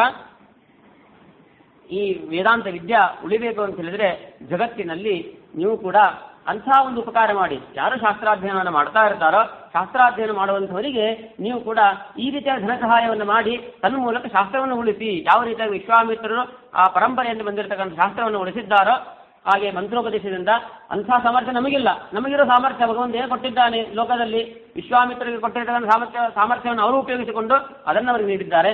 ನೀವು ಕೂಡ ಸಂಕಲ್ಪ ಮಾಡಿ ಒಬ್ಬರಾದರೂ ಕೂಡ ವಿದ್ಯಾರ್ಥಿಯನ್ನ ಅಂಥ ಒಂದು ನಮಗೆ ಯೋಗ್ಯತೆ ತಕ್ಕಂತೆ ನಾವು ಒಬ್ಬನನ್ನು ಬೆಳೆಸಬೇಕು, ವೇದಾಂತ ವಿದ್ಯೆಯನ್ನು ಪರಿರಕ್ಷಣೆ ಮಾಡಬೇಕು ಅಂತಕ್ಕಂಥ ದೃಢ ಸಂಕಲ್ಪ ನಮಗೆ ಬರಬೇಕು. ವಿಶ್ವಾಮಿತ್ರರು ಕೂಡ ತಮ್ಮ ಸ್ವಾರ್ಥಕ್ಕೆ ಕರ್ಕೊಂಡು ಹೋದದ್ದಲ್ಲ, ಅವರು ತಮ್ಮ ಕೀರ್ತಿ ಬರಬೇಕಂತ ಕರೆದುಕೊಂಡು ಹೋದದ್ದಲ್ಲ. ದೇವತಾ ಪ್ರೀತಿ ಯಜ್ಞಯಾಗಗಳು ಭಂಗ ಆಗ್ತಾ ಇದೆ ಇವತ್ತು ಕೂಡ ಕಲಿಕಾಲದಲ್ಲಿ ಕೂಡ. ವಿಶೇಷವಾಗಿ ನಾವು ಕಾವಲವನ್ನು ಗಮನಿಸಿದಾಗ ಕಾಲ ಬಹಳ ಸೂಕ್ಷ್ಮವಾಗಿದೆ. ವೇದಾಂತ ವಿದ್ಯೆ ಉಳಿಯುವಂತಹದ್ದೇ ಕಷ್ಟ ಆಗಿದೆ. ಹಾಗಾಗಿ ನಾವು ಕೂಡ ದೃಢ ಸಂಕಲ್ಪ ಮಾಡಿ ಅಂಥ ಒಂದು ಜೀವನದಲ್ಲಿ ಯಾವುದಾದ್ರೂ ಒಂದು ಆದರ್ಶ ಗುಣವನ್ನು ನಾವು ಬೆಳೆಸ್ಕೊಳ್ಬೇಕು, ನೀವು ಕೂಡ ಬೆಳೆಸ್ಕೊಳ್ಳಿ ಅಂತ ಸಂದೇಶವನ್ನು ಶ್ರೀರಾಮಚಂದ್ರ ವಿಶ್ವಾಮಿತ್ರರ ಮೂಲಕ ನಮಗೆ ಜಗತ್ತಿಗೆ ಕೊಟ್ಟಿದ್ದಾನೆ. ಹೀಗೆ ಆ ವಿಶ್ವಾಮಿತ್ರರು ಅತಿಬಲ ಅಂತಕ್ಕಂತಹ ಮಂತ್ರೋಪದೇಶವನ್ನು ಮಾಡಿ ಆ ನಂತರ ಮುಂದೆ ಬಂದಾಗ ಯಜ್ಞ ತಾಟಕಿ ಅಂತಕ್ಕಂಥವಳು ಯಜ್ಞವನ್ನ ತಾನು ನಾಶ ಮಾಡ್ತಾ ಇದ್ದಾಳೆ ಅನೇಕ ರಾಕ್ಷಸ ಸಮೂಹದಿಂದ. ಶ್ರೀರಾಮಚಂದ್ರ ಅವತಾರ ಕಾಲದಲ್ಲಿ ಮೊಟ್ಟ ಮೊದಲು ಮಾಡಿದ್ದು ಏನು ಅಂತ ಹೇಳಿದ್ರೆ ಇವಳ ಸಂಹಾರ, ತಾಟಕಿಯ ಸಂಹಾರ. ಅಟವ್ಯಾಂ ತಾಟಕಾಂ ಹತ್ವ ಅಂತ ಹೇಳಿದಂತೆ ಆ ಕಾಡಿನಲ್ಲಿ ಮೊಟ್ಟ ಮೊದಲನೇದಾಗಿ ತಾಟಕಿಯನ್ನು ತಾನು ಸಂಹಾರ ಮಾಡಿದ್ದಾನೆ. ಇದು ಕೂಡ ನಮಗೆ ಸಂದೇಶವನ್ನ ನೀಡ್ತಾ ಇದೆ. ತಾಟಕಿ ಎನ್ನುವಳು ಅವಳು ದುರ್ಬುದ್ಧಿಗೆ ಅಭಿಮಾನಿ. ಅಧ್ಯಯನ ಮಾಡಬೇಕಾದ್ರೆ ನಮಗೆ ದುರ್ಬುದ್ಧಿ ಇರಬಾರ್ದು. ಅದಕ್ಕಾಗಿ ಅವನೇನು ಮಾಡ್ತಾ ಇದ್ದಾನೆ, ದುರ್ಬುದ್ಧಿಗೆ ಅಭಿಮಾನಿಗಳಾಗಿರ್ತಕ್ಕಂಥ ಅಭಿಮಾನಿಗಳು ಬೇರೆ ಬೇರೆ ಎಲ್ಲ ಇದ್ದಾರೆ. ಸದ್ಬುದ್ಧಿಗೆ ಅಭಿಮಾನಿ ಲಕ್ಷ್ಮೀದೇವಿ ಆದರೆ ದುರ್ಬುದ್ಧಿಗೆ ಅಭಿಮಾನಿ ಅವಳು ತಾಟಕೆ. ಹಾಗಾಗಿ ಅವಳನ್ನು ತಾನು ಸಂಹಾರ ಮಾಡಬೇಕಾದ್ರೆ ಮಾಡುವುದರ ಮೂಲಕ ನಮಗೇನು ಸಂದೇಶವನ್ನು ಕೊಡ್ತಾ ಇದ್ದಾನೆ ಅಂತ ಹೇಳಿದ್ರೆ, ವಿದ್ಯಾರ್ಥಿಯಾದವನು ದುಷ್ಟಬುದ್ಧಿ ಉಳ್ಳವನು ಆಗಬಾರದು, ಗುರುಗಳನ್ನೇ ಪರೀಕ್ಷೆ ಮಾಡೋದಾಗಲಿ ಅಥವಾ ಇನ್ನೇನೋ ಇಂಥ ಕುಬುದ್ಧಿಯನ್ನು ತಾನು ಮಾಡಬಾರದು. ದುರ್ಬುದ್ಧಿಯನ್ನು ಕಳೆದುಕೊಂಡು ವಿನಯ ಸಂಪನ್ನನಾಗಿ ಸದ್ಗುಣ ಸಂಪನ್ನನಾಗಿ ಅಧ್ಯಯನವನ್ನು ಮಾಡಬೇಕು ಗುರುಗಳ ಹತ್ರ ಅನ್ನೋದನ್ನ ಸಂದೇಶವನ್ನು ತಿಳಿಸೋದಕ್ಕೋಸ್ಕರ ಸ್ವಾಮಿ ಮೊಟ್ಟ ಮೊದಲನೇ ಕಾರ್ಯವನ್ನು ಮಾಡಿರುವಂತಹದ್ದು ದುರ್ಬುದ್ಧಿಯನ್ನು ನಾಶ ಮಾಡಬೇಕು. ಹೀಗೆ ದುರ್ಬುದ್ಧಿಯನ್ನ ನಾಶ ಮಾಡಿ ತಾನು ಯಜ್ಞವನ್ನು ರಕ್ಷಣೆ ಮಾಡಿದ್ದಾನೆ. ಇದಾದ ನಂತರ ನಡೆದಿರುವಂತಹ ಘಟನೆ ಸೀತಾ ಕಲ್ಯಾಣ. ಸಸಿದ್ಧಾಶ್ರಮ ಇವಾನ್, ಸಿದ್ಧಾಶ್ರಮಕ್ಕೆ ತಾನು ಹೋಗಿದ್ದಾನೆ. ಅಷ್ಟರಲ್ಲಿ ಜನಕ ಮಹಾರಾಜ ತಾನು ಡಂಗರವನ್ನು ಸಾರ್ತಾ ಇದ್ದಾನೆ. ಎಲ್ಲ ಕಡೆಯಲ್ಲೂ ಕೂಡ ಜಾನಕಿಯ ಕಲ್ಯಾಣ ಮಹೋತ್ಸವ ನಡೀಲಿಕ್ಕಿದೆ, ಎಲ್ಲರೂ ಕೂಡ ಬಂದು ಭಾಗವಹಿಸಬಹುದು ಅಂತ ಘೋಷಣೆ ಮಾಡಿದ್ದಾನೆ. ಆ ಪ್ರಕಾರವಾಗಿ ವಿಶ್ವಾಮಿತ್ರರು ಅಲ್ಲಿಗೆ ಕರ್ಕೊಂಡು ಹೋಗಿದ್ದಾರೆ. ಇದು ಕೂಡ ನಮಗೇನು ಸಂದೇಶ ಅಂತ ಹೇಳಿದ್ರೆ, ಗುರುಗಳಲ್ಲಿ ದುಷ್ಟಬುದ್ಧಿಯನ್ನು ನಾಶ ಮಾಡಿಕೊಂಡು ಸದ್ಬುದ್ಧಿಯಿಂದ ವಿನಯ ಸಂಪನ್ನನಾಗಿ ಅಧ್ಯಯನ ಮಾಡೋದಕ್ಕೆ ಫಲ ಏನು ಅಂತ ಹೇಳಿದ್ರೆ ನಿಮಗೆ ಸೀತಾ ಕಲ್ಯಾಣ ಆಯಿತು. ಸೀತನಿಗೆ ಸಿಕ್ಕಳು. ಹಾಗಾಗಿ ಸೀತಾ ಅಂತ ಏನು ಅರ್ಥ, ಸೀತೆಯು ಕೂಡ ಸದ್ಬುದ್ಧಿಗೆ ಅಭಿಮಾನಿ. ಹೀಗೆ ನಾವು ನಮ್ಮಲ್ಲಿರ್ತಕ್ಕಂಥ ದುಷ್ಟಬುದ್ಧಿಯನ್ನು ಕಳೆದುಕೊಂಡು ಗುರುಗಳನ್ನು ಉಪಸತ್ಯ ಮಾಡಿದಾಗ ಸದ್ಬುದ್ಧಿ ನಮಗೆ ಸಿಗುತ್ತದೆ ಅನ್ನೋ ದಿವ್ಯ ಸಂದೇಶವನ್ನ ಶ್ರೀರಾಮಚಂದ್ರ ಆ ಜಾನಕಿ ಸ್ವಯಂವರಕ್ಕೆ ಹೋಗೋದರ ಮೂಲಕ ನಮಗೆ ತಾನು ಕೊಟ್ಟಿದ್ದಾನೆ. ಹೀಗೆ ಅಲ್ಲಿ ಹೋಗಿ ಭಗವಂತ ಮೊಟ್ಟ ಮೊದಲು ಧನಸ್ಸನ್ನು ಭಗ್ನ ಮಾಡಿದ್ದಾನೆ. ಧನಸ್ಸು ಯಾವುದರ ಸಂಕೇತ? ಮನಸ್ಸಿನ ಸಂಕೇತ. ಯಾಕೆ? ಆ ಧನಸ್ಸಿಗೆ ರುದ್ರದೇವರೇ ಅಭಿಮಾನಿ ದೇವತೆಗಳು. ಅಂತಹ ರುದ್ರದಿಂದ ಅಭಿಮನ್ಯಮಾನವಾಗಿರತಕ್ಕಂತಹ ಆ ಧನಸ್ಸನ್ನ ತಾನು ಮುರಿದು ಹಾಕಿದ್ದಾನೆ.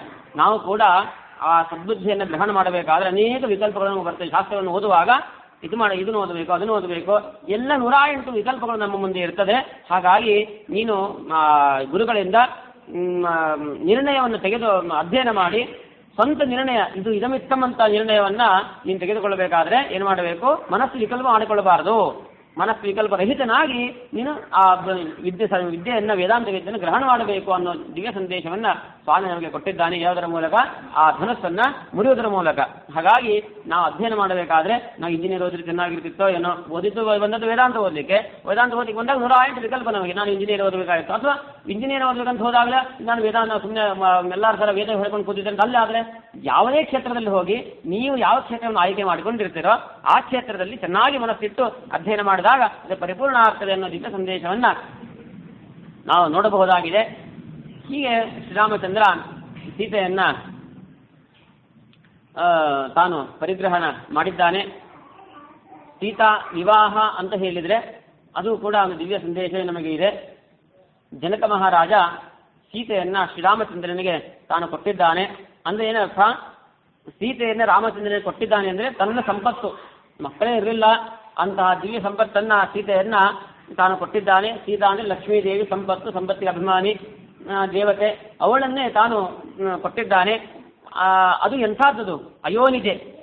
ಯಾವ ಇದರಿಂದ ಶುಕ್ತ ಶೋಣಿತ ಸಂಪರ್ಕದಿಂದ ಹುಟ್ಟಿರತಕ್ಕಂಥವಳೆಲ್ಲ ಶುದ್ಧಳಾಗಿರ್ತಕ್ಕಂಥವಳು, ಶುದ್ಧಳಾದ ಸೀತೆಯನ್ನ ಶ್ರೀರಾಮಚಂದ್ರನಿಗೆ ತಾನು ಕೊಟ್ಟಿದ್ದಾನೆ. ಇದರ ಅರ್ಥ ಏನು ಅಂತ ಹೇಳಿದ್ರೆ, ನಾವು ಕೂಡ ಭಗವಂತನಿಗೆ ಏನಾದರೂ ದ್ರವ್ಯವನ್ನು ಸಮರ್ಪಣೆ ಮಾಡಬೇಕಾದ್ರೆ ಶುದ್ಧ ದ್ರವ್ಯವನ್ನೇ ಸಮರ್ಪಣೆ ಮಾಡಬೇಕು. ಡಬಲ್ ದಂಧೆ ಮಾಡಿರ್ತಕ್ಕಂತಹ ದ್ರವ್ಯವನ್ನಾಗಲಿ, ಮೋಸದಿಂದ ಗಳಿಸಿರ್ತಕ್ಕಂಥ ದ್ರವ್ಯವನ್ನಾಗಲಿ, ಅಥವಾ ಇನ್ನೊಬ್ಬರು ಯಾರಿಗೋ ಕೂಡ ಅದನ್ನ ಚೆಂಡ ಹಾಕಿ ಅಥವಾ ಅವರಿಗೆ ಹಿಂಸೆ ಕೊಟ್ಟು ತಂದಿರತಕ್ಕಂಥ ದ್ರವ್ಯವನ್ನಿತ್ತಲ್ಲ ದಾನವನ್ನು ನೋಡ್ತೀವಿ. ಕೋಟ್ಯಾಂತರ ರೂಪಾಯಿ ದಾನ ಮಾಡ್ತಾರೆ. ಯಾಕೆಂದ್ರೆ ಅವ್ರಿಗೆ ಇನ್ಕಮ್ ಟ್ಯಾಕ್ಸ್ ಹಿಡಿತಾರೆ, ಅದು ಕಪ್ಪು ಹಣ ಇತ್ಯಾದಿಯಾಗಿ ನೋಡ್ತಾ ಇರ್ತೀವಲ್ಲ. ನಮಗೆ ಬೇಡವಾದ ಹಣವನ್ನು ನಾವು ಇವತ್ತು ನಾವು ಇನ್ನೊಬ್ಬರಿಗೆ ದಾನವನ್ನಾಗಲಿ ದೇವರಿಗಾಗಿ ಸಮರ್ಪಣೆ ಮಾಡ್ತಾ ಇದ್ದೀವಿ. ಹಾಗಾಗಬಾರ್ದು. ನಮಗೆ ಬೇಕಾಗಿರಬೇಕು, ನಾವು ಪ್ರಾಮಾಣಿಕದಿಂದ ಗಳಿಸಿರಬೇಕು, ಅದರಲ್ಲೇ ಸ್ವಲ್ಪ ಭಾಗವನ್ನು ಎತ್ತಿಕೊಡಬೇಕು. ಇದು ಕೆರೆಯ ನೀರಿನ ಕೆರೆಗೆ ಚೆಲ್ಲಿ ವರ ಪಡೆದವನಂತೆ ಕಾಣಿರುವಂತೆ. ಇದು ಇನ್ಯಾವುದೋ ಬ್ಲಾಕ್ ಮನಿಯನ್ನು ಹಾಕಿಬಿಟ್ಟು ವರ ಪಡೆದವನಿಗೆ ಭಗವಂತ ಕೊಡೋದಿಲ್ಲ. ಬೇಕಾದಷ್ಟು ತಿರುಪತಿ ಹುಂಡಿಗೆ ಬೇಕಾದಷ್ಟು ಕಾಣಿಕೆ ಹಾಕಿ ಅದು ಫಲಕಾರಿ ಆಗೋದಿಲ್ಲ. ಫಲಕಾರಿ ಆದದ್ದು ಯಾವುದು ಅಂತ ಹೇಳಿದ್ರೆ, ನೀವು ಪ್ರಾಮಾಣಿಕವಾಗಿ ಯಾವುದನ್ನು ಗಳಿಸಿರ್ತೀರೋ ಅದು ಮಾತ್ರ ಭಗವಂತನಿಗೆ ಮುಟ್ತದೆ, ಇನ್ಯಾವುದು ಕೂಡ. ಯಾಕೆಂದ್ರೆ ಭಗವಂತ ದೋಷವನ್ನು ಸ್ವೀಕಾರ ಮಾಡುವವನಲ್ಲ, ಅವನು ಗುಣವನ್ನೇ ಸ್ವೀಕಾರ ಮಾಡುವವನು, ಶುದ್ಧವಾದದ್ದನ್ನೇ ಸ್ವೀಕಾರ ಮಾಡುವವನು. ನೀವು ಕಪ್ಪಣ ಒಯ್ದು ಹಾಕಿದ್ರೆ ಅವನಿಗೆ ಮುಟ್ಟತ್ತ ಅದು, ಅವನು ತೆಗೆದುಕೊಳ್ತಾನೆ, ಅದನ್ನು ತೆಗೆದುಕೊಳ್ಳೋದಿಲ್ಲ ಅವನು ಅದನ್ನು. ಹಾಗಾಗಿ ನಾವು ಕೊಟ್ಟಿರತಕ್ಕಂತಹ ಸಂಪತ್ತು ಯಾವುದೇ ದ್ರವ್ಯ ರೂಪವಾಗಿರತಕ್ಕಂತಹದ್ದಾಗ್ಬೋದು, ಅಥವಾ ಆಭರಣ ರೂಪವಾಗಿ ಅಥವಾ ಭೂ ರೂಪ, ಯಾವುದೇ ರೂಪದಲ್ಲಿ ನೀವು ಸಂಪತ್ತನ್ನು ಕೊಡಿ, ಆ ಸಂಪತ್ತು ಪ್ರಾಮಾಣಿಕವಾಗಿ ಗಳಿಸಿರಬೇಕು. ಅದನ್ನು ಭಗವದರ್ಪಣ ಬುದ್ಧಿಯಿಂದ ನೀವು ಸಮರ್ಪಣೆ ಮಾಡಿದಾಗ ಆ ದ್ರವ್ಯ ಭಗವಂತನಿಗೆ ಮುಟ್ಟುತ್ತದೆ ಅಂತ ಸಂದೇಶವನ್ನ ಶ್ರೀರಾಮಚಂದ್ರ ಈ ಒಂದು ಜಾನಕಿ ವಿವಾಹ ಕಾಲದಲ್ಲಿ ನಮಗೆ ತಿಳಿಸಿಕೊಡ್ತಾ ಇದ್ದಾನೆ. ಜನಕ ಮಹಾರಾಜ ಸೀತೆಯನ್ನು ಪಡೆದದ್ದು ಹೇಗೆ? ಭೂಮಿಯನ್ನು ಯಜ್ಞಕ್ಕೋಸ್ಕರ ಖನನ ಮಾಡ್ತಾ ಇದ್ದಾನೆ. ಇನ್ಯಾರಿಗೋ ಓಡಿಸಿಬಿಟ್ಟು ಹೋರ್ಲು ಕಟ್ಟಬೇಕು ಅಂತ ಹೊರದಿಲ್ಲ ಅವನು. ಯಜ್ಞಕ್ಕೋಸ್ಕರ ಭೂಮಿಯನ್ನು ತೊಡ್ತಾ ಇದ್ದಾನೆ. ಆ ಯಜ್ಞ ಯಾಗ ಭೂಮಿಯನ್ನು ಶುದ್ಧ ಮಾಡ್ತಾ ಇರೋ ಸಂದರ್ಭದಲ್ಲಿ ಅಲ್ಲಿ ಸಿಕ್ಕಿದ್ದಾಳೆ ಸೀತಾಮಾತೆ. ಆ ಸೀತಾಮಾತೆಯನ್ನ ತಾನು ತನ್ನ ಹೆತ್ತ ಮಗಳಂತೆ ತಾನು ಬೆಳೆಸಿದ್ದಾನೆ. ಅದನ್ನು ಭಗವಂತನಿಗೆ ಸಮರ್ಪಣೆ ಮಾಡಿದ. ಹೀಗೆ ತನ್ನದೇ ಭೂಮಿ, ತನ್ನದೇ ಸಂಪತ್ತು, ತಾನು ಶುದ್ಧ ರೀತಿಯನ್ನು ಸಂಪಾದನೆ ಮಾಡಿದ್ದಾನೆ. ಯಾಕೆ? ಯಜ್ಞಕ್ಕೋಸ್ಕರ ಯಜ್ಞ ಭೂಮಿಯನ್ನು ತೋಡಿದ್ದಾನೆ. ಅಲ್ಲಿ ಸೀತಾಮಾತೆ ಸಿಕ್ಕಿದ್ದಾಳೆ. ಹಾಗಾಗಿ ಕಾರ್ಯ ಮಾಡತಕ್ಕಂಥ ಕಾರ್ಯವೂ ಕೂಡ ಶುದ್ಧವಾಗಿದೆ. ಎಲ್ಲವೂ ಶುದ್ಧತಮ ಅಂತಹ ಶುದ್ಧ ತಮಳಾಗಿರ್ತಕ್ಕಂಥ ಶುದ್ಧ ತಮ ರೀತಿಯಿಂದ ಆ ಸೀತಾದೇವಿಯನ್ನು ತಾನು ಜನಕ ಮಹಾರಾಜ ಸಂಪಾದನೆ ಮಾಡಿದ್ದಾನೆ. ಶುದ್ಧ ಮನಸ್ಕನಾಗಿ ಅವನಿಗೆ ಯಾರು ರಾಮನಾದಿಗಳೆಲ್ಲರೂ ಕೂಡ ಬಂದಿದ್ರು, ಅವರಿಗೆಲ್ಲ ಕೊಡಬೇಕು ಅಂತ ಉದ್ದೇಶ ಅವನಿಗಿಲ್ಲ. ಆದರೂ ಕೂಡ ಕರ್ತವ್ಯ, ರಾಜನ ಕರ್ತವ್ಯ, ಯಾರಿಗೋ ಹೋಗಿ ಜಾತಕ ಪುರೋಹಿತಿಗೆ ತೋರಿಸ್ಬಿಟ್ಟು ಮದುವೆ ಮಾಡಿಸುವಂಥ ಕಾಲ ಅಲ್ಲದು. ಯಾಕೆ? ರಾಜರಾದವರು ಸ್ವಯಂವರವನ್ನು ಏರ್ಪಾಡು ಮಾಡಿ ತಾನು ಕನ್ಯಾದಾನ ಮಾಡುವಂತಹದ್ದು, ವೀರದಕ್ಷಿಣ ಕೊಡಬೇಕದನ್ನು ಕೊಟ್ಟು ತೆಗೆದುಕೊಳ್ಬೇಕು. ಆ ಧರ್ಮ ಅದು. ಹಾಗಾಗಿ ಆ ಧರ್ಮ ಪರಿಪಾಲನೆಗೋಸ್ಕರ ಜನಕ ಮಹಾರಾಜ ಇದನ್ನು ಏರ್ಪಾಡು ಮಾಡಿದೇನೆ ವಿನಃ ವಾಸ್ತವಿಕ ರಾವಣಾದಿಗಳೆಲ್ಲರೂ ಕೂಡ ಬರಬೇಕು ಅಂತ ಅಪೇಕ್ಷೆ ಇಲ್ಲ. ಅವ್ರು ಬಂದರೂ ಕೂಡ ಅವ್ರು ಆಗೋದಿಲ್ಲ ಅನ್ನೋದು ಕಾನ್ಫಿಡೆನ್ಸ್ ಇತ್ತು ಅವನಿಗೆ. ಆ ದೃಷ್ಟಿಯಿಂದ ಅದನ್ನು ಘೋಷಣೆ ಮಾಡಿದ್ದಾನೆ. ರಾಮನಿಗೆ ಕೊಡಬೇಕು ಅಂತ ಆಗಲೇ ತಾನು ತೀರ್ಮಾನ ಮಾಡಿ ಇಟ್ಟಿದ್ದಾನೆ. ಹೀಗೆ ಸಂಪತ್ತು ಕೂಡ ನಾವು ಹೀಗೆ ವಿಚಾರ ಮಾಡ್ತಾ ಇರ್ತೀವಿ. ಯಾರಿಗೆ ಕೊಟ್ಟರು ಆಗ್ಬೋದು, ಇತ್ಲಾಗಿ ಇಲ್ಲಿ ಇವರು ಬರ್ತಾರೆ, ಮಷಿನ್ಗಳು ಬರ್ತಾರೆ ಅವ್ರಿಗೆ ಕೊಡೋಣ, ಅದು ಇನ್ಯಾರು ಬರ್ತಾರೆ ಅವ್ರಿಗೆ ಕೊಡೋಣ, ಇನ್ಯಾರು ಸ್ವಾಮಿಗಳು ಬರ್ತಾರೆ ಅವ್ರಿಗೆ ಕೊಡೋಣ. ಹೀಗೆ ಅನೇಕ ವಿಕಲ್ಪ ನಮ್ಮ ಮುಂದೆ ಇರಬಾರ್ದು. ನಮ್ದು ಒಂದೇ ಗುರಿ, ವೇದಾಂತ ರಾಜ್ಯವನ್ನು, ವೇದಾಂತ ಶಾಸ್ತ್ರವನ್ನು ನಾವು ರಕ್ಷಣೆ ಮಾಡಬೇಕು. ಅದರದ್ದೇ ನಾವು ಪ್ರಧಾನ ಗುರಿ ಅಂತ ನಾವು ವಿಚಾರ ಮಾಡಿ ಅದಕ್ಕೋಸ್ಕರ ಹಣವನ್ನು ಮೀಸಲಾಗಿಡಬೇಕು. ಇನ್ನೇನೋ ಅವರು ಬಂದು ಅವರು ಧರ್ಮ ಪ್ರಚಾರ ಮಾಡ್ತಾರೆ, ಇವರು ಧರ್ಮ ಪ್ರಚಾರ ಮಾಡ್ತಾರೆ, ಎವಿ ಅಚ್ಛಾಯಿ ಒಬೆ ಅಚ್ಛಾಯಿ ಅಂತ ಹೇಳಿದ್ರೆ ಸಾಲೋದಿಲ್ಲ. ನೀವು ಎತ್ತಿಡುವಾಗಲೇ ನಿಮ್ಮ ಮನಸ್ಸು ಶುದ್ಧವಾಗಿರಬೇಕು. ಜನಕ ಮಹಾರಾಜ ಆ ಕಾಲದಲ್ಲೇ ತಾನು ತೀರ್ಮಾನ ಮಾಡಿಟ್ಬಿಟ್ಟಿದ್ದಾನೆ ಇದು ರಾಮನಿಗೆ ಕೊಡೋದು ಅಂತ. ಆದರೂ ಕೂಡ ಕೆಲವು ಹೇಳಿದಂತೆ ಆ ಧಾರ್ಮಿಕ ಆಗಿನ ಕಾಲದ ಕಟ್ಟುಪಾಡುಗಳಿಗೆ ತಾನು ಮಣಿಬಿದ್ದು ತಾನು ಘೋಷಣೆ ಮಾಡಿದ್ದೇವಿನ ಇನ್ಯಾರು ಸುಮ್ಮನೆ ಎಲ್ಲರೂ ಕೊಡಬೇಕು ಅಂತ ಅವನ ಮನಸ್ಸಲ್ಲಿ ಖಂಡಿತ ಇರಲಿಲ್ಲ. ಹೀಗೆ ನಮ್ಮ ಸಂಪತ್ತು ಕೂಡ ನಮ್ಮ ಉದ್ದೇಶ ಹಾಗೇ ಇರಬೇಕು. ನಾವು ಕೊಡ್ತಕ್ಕಂಥ ಸಂಪತ್ತು ಇದು ಸಜ್ಜನ ಸಮೂಹಕ್ಕೆ ಮುಟ್ಟಬೇಕೇ ವಿನಃ ಇನ್ನದಕ್ಕೆ ದುರ್ಬಳಕೆ ಆಗಬಾರದು ಅಂತಕ್ಕಂಥ ನಮಗೆ ಮನಸ್ಸು ಒಳ್ಳೆಯದಿದ್ದಾಗ ನಮಗೆ ಆ ದುಡ್ಡಿಗೆ ಒಳ್ಳೆ ಮಾರ್ಗವು ಕೂಡ ಭಗವಂತ ತಾನೇ ಸೂಚಿಸ್ತಾನೆ. ಹಾಗೆ ರಾಮಚಂದ್ರ ಏನು ಇವರಿಗೆ ಅಯೋಧ್ಯ ಪಟ್ಟಣಕ್ಕಾಗಲಿ ಅಥವಾ ವಿಶ್ವಾಮಿತ್ರರಿಗೆ ಹೋಗಿ ತಾನು ಆಮಂತ್ರಣ ಕೊಟ್ಟು ಕರೆಸಿದ್ದಲ್ಲ, ಅದನ್ನು ಹೀಗೆ ಡಂಬರವನ್ನು ಕೇಳಿ ಬಂದದ್ದವರು. ಹಾಗೆ ನಮ್ಮ ಮನಸ್ಸು ಒಳ್ಳೆಯದಿದ್ದಾಗ ಅದಕ್ಕೆ ಸರಿಯಾಗಿ ಮಾರ್ಗವನ್ನು ತಾನು ಸ್ವಾಮಿ ದೇವರು ತೋರಿಸ್ತಾನೆ ಅಂತಕ್ಕಂಥದ್ದು ಕೂಡ ರಾಮಾಯಣದ ಒಂದು ಈ ಸನ್ನಿವೇಶದಿಂದ ನಮಗೆ ತಿಳಿದು ಬರ್ತಾ ಇದೆ. ಹೀಗೆ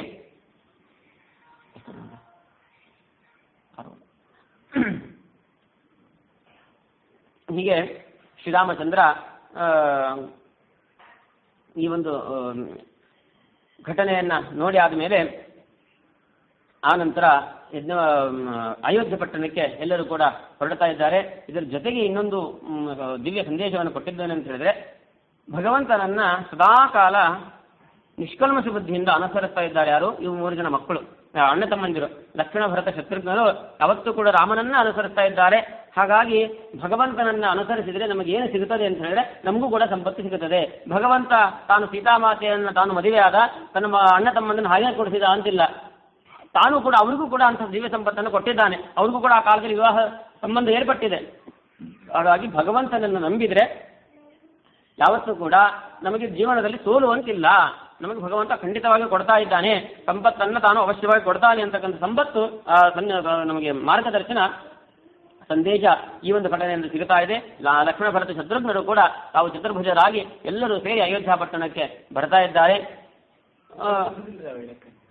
ಮತ್ತೆ ಕರ್ಸ್ಕೊಂಡು ಎಲ್ಲರನ್ನು ಆ ಸಂದರ್ಭದಲ್ಲಿ ಇದಾಯಿತು, ಸ್ವಯಂವರ ಆಯಿತು. ಸ್ವಯಂವರ ಆದಮೇಲೆ ಜನಕ ಮಹಾರಾಜ ಮತ್ತೆ ತಾನು ಇದು ಕೊಟ್ಟು ಕಳಿಸ್ತಾನೆ, ಎಲ್ಲ ದಶರಥನಿಗೆ ಹೇಳಿ ಕಳಿಸ್ತಾನೆ. ಎಲ್ಲರೂ ಬಂದ ಮೇಲೆ ಮತ್ತೆ ಪುನಃ ವಿವಾಹ ಆಗಿದ್ದು. ಆ ಸಂದರ್ಭದ ಸ್ವಯಂವರತ್ವೇನ ಒಂದು ಮಾಲೆಯನ್ನು ಹಾಕಿಲ್ಲ ಅಷ್ಟೇ ಬಿಟ್ಟರೆ ಆ ನಂತರ ಪ್ರತ್ಯೇಕ ಮತ್ತೆ ವಿವಾಹ ಅನ್ನೋದು ವ್ಯವಸ್ಥಿತವಾಗಿ ಆಗಿದೆ. ಇದಾದ ಮೇಲೆ ಎಲ್ಲ ಹೊರಡಬೇಕು ಅನ್ನೋ ಸಂದರ್ಭದಲ್ಲಿ ಮತ್ತೊಂದು ಆಘಾತ ಎದುರಿಗೆ ಬಂತು. ಅದೇನು ಅಂತ ಹೇಳಿದ್ರೆ 21 ಬಾರಿ ಭೂಗೋಳವನ್ನು ಭೂವನ್ನು ಸಂಚಾರ ಮಾಡಿಬಿಟ್ಟು ಕ್ಷತ್ರಿಯರೇ ಇರಬಾರದು ಅಂತ ಪ್ರತಿಜ್ಞೆ ಮಾಡಿ ಎಲ್ಲ ರಾಜರನ್ನ ಸಂಹಾರ ಮಾಡಲಿಕ್ಕೆ ಹೊರಟ ಭಗವದ್ ರೂಪ ಅದು ಪರಶುರಾಮ ರೂಪ. ಅದು ಪುನಃ ಇಲ್ಲಿ ಪ್ರಾಪ್ತವಾಗಿದೆ.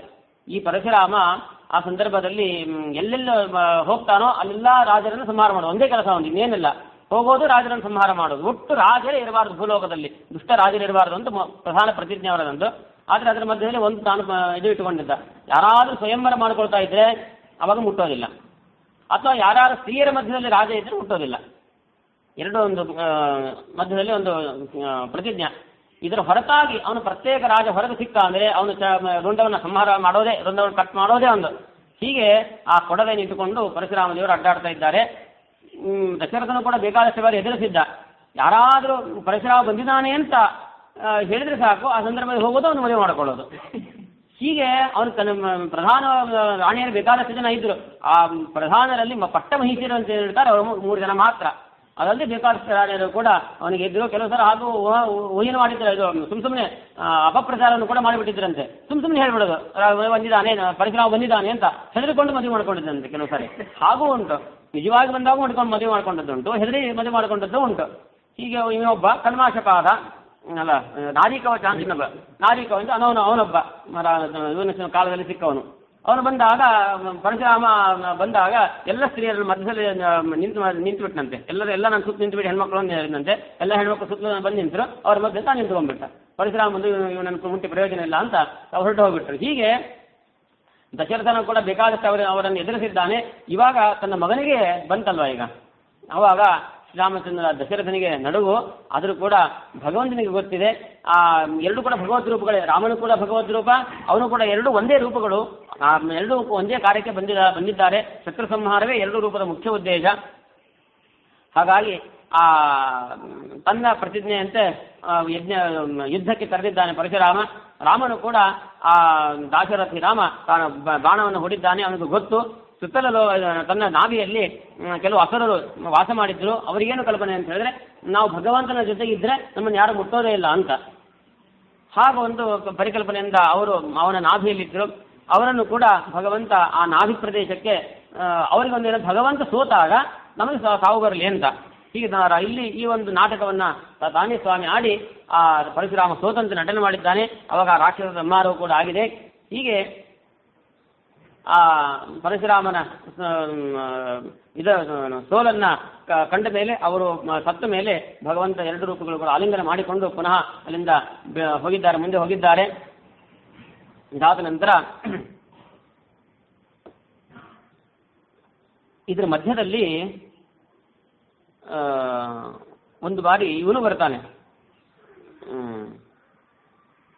ಅಧ್ಯಯನ ಕಾಲದ ಒಂದು ರೂಪ ಮರೆತು ಹೋಯಿತು. ಆಲಸ್ಯಕ್ಕೆ ದೈತ್ಯ ಬರ್ತಾನೆ. ಪ್ರಾಯ ಮಾರೀಚನೆ ಬರ್ತಾನೇನೋ ಒಂದ್ಸಾರಿ,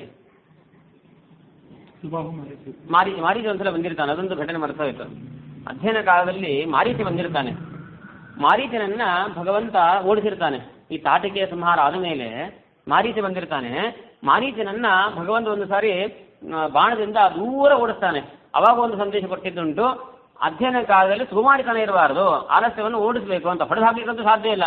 ಎಷ್ಟಾದರೂ ಮನುಷ್ಯನಿಗೆ ಎಷ್ಟೇ ಅವನು ಚೈತನ್ಯಮಯನಾಗಿರಲಿ, ಎಷ್ಟೇ ತಾನು ಬ್ಯುಸಿ ಆಗಿರಲಿ, ಅದೊಂದು ಯಾಕೋ ಆಲಸ್ಯ ಆಗ್ತಾ ಇದೆ ಅಂತ ಆಲಸ್ಯ ಜೀವನದಲ್ಲಿ ತಪ್ಪಿದ್ದಲ್ಲ, ಅದು ನಿರಂತರ ಇರಬಾರ್ದು ಅನ್ನೋದನ್ನು ತಿಳಿಸೋದಕ್ಕೋಸ್ಕರ ಅದರಲ್ಲೂ ಕೂಡ ವಿದ್ಯಾರ್ಥಿ ದಶೆಯಲ್ಲಿ ಆಲಸ್ಯವೇ ಇರಬಾರ್ದು.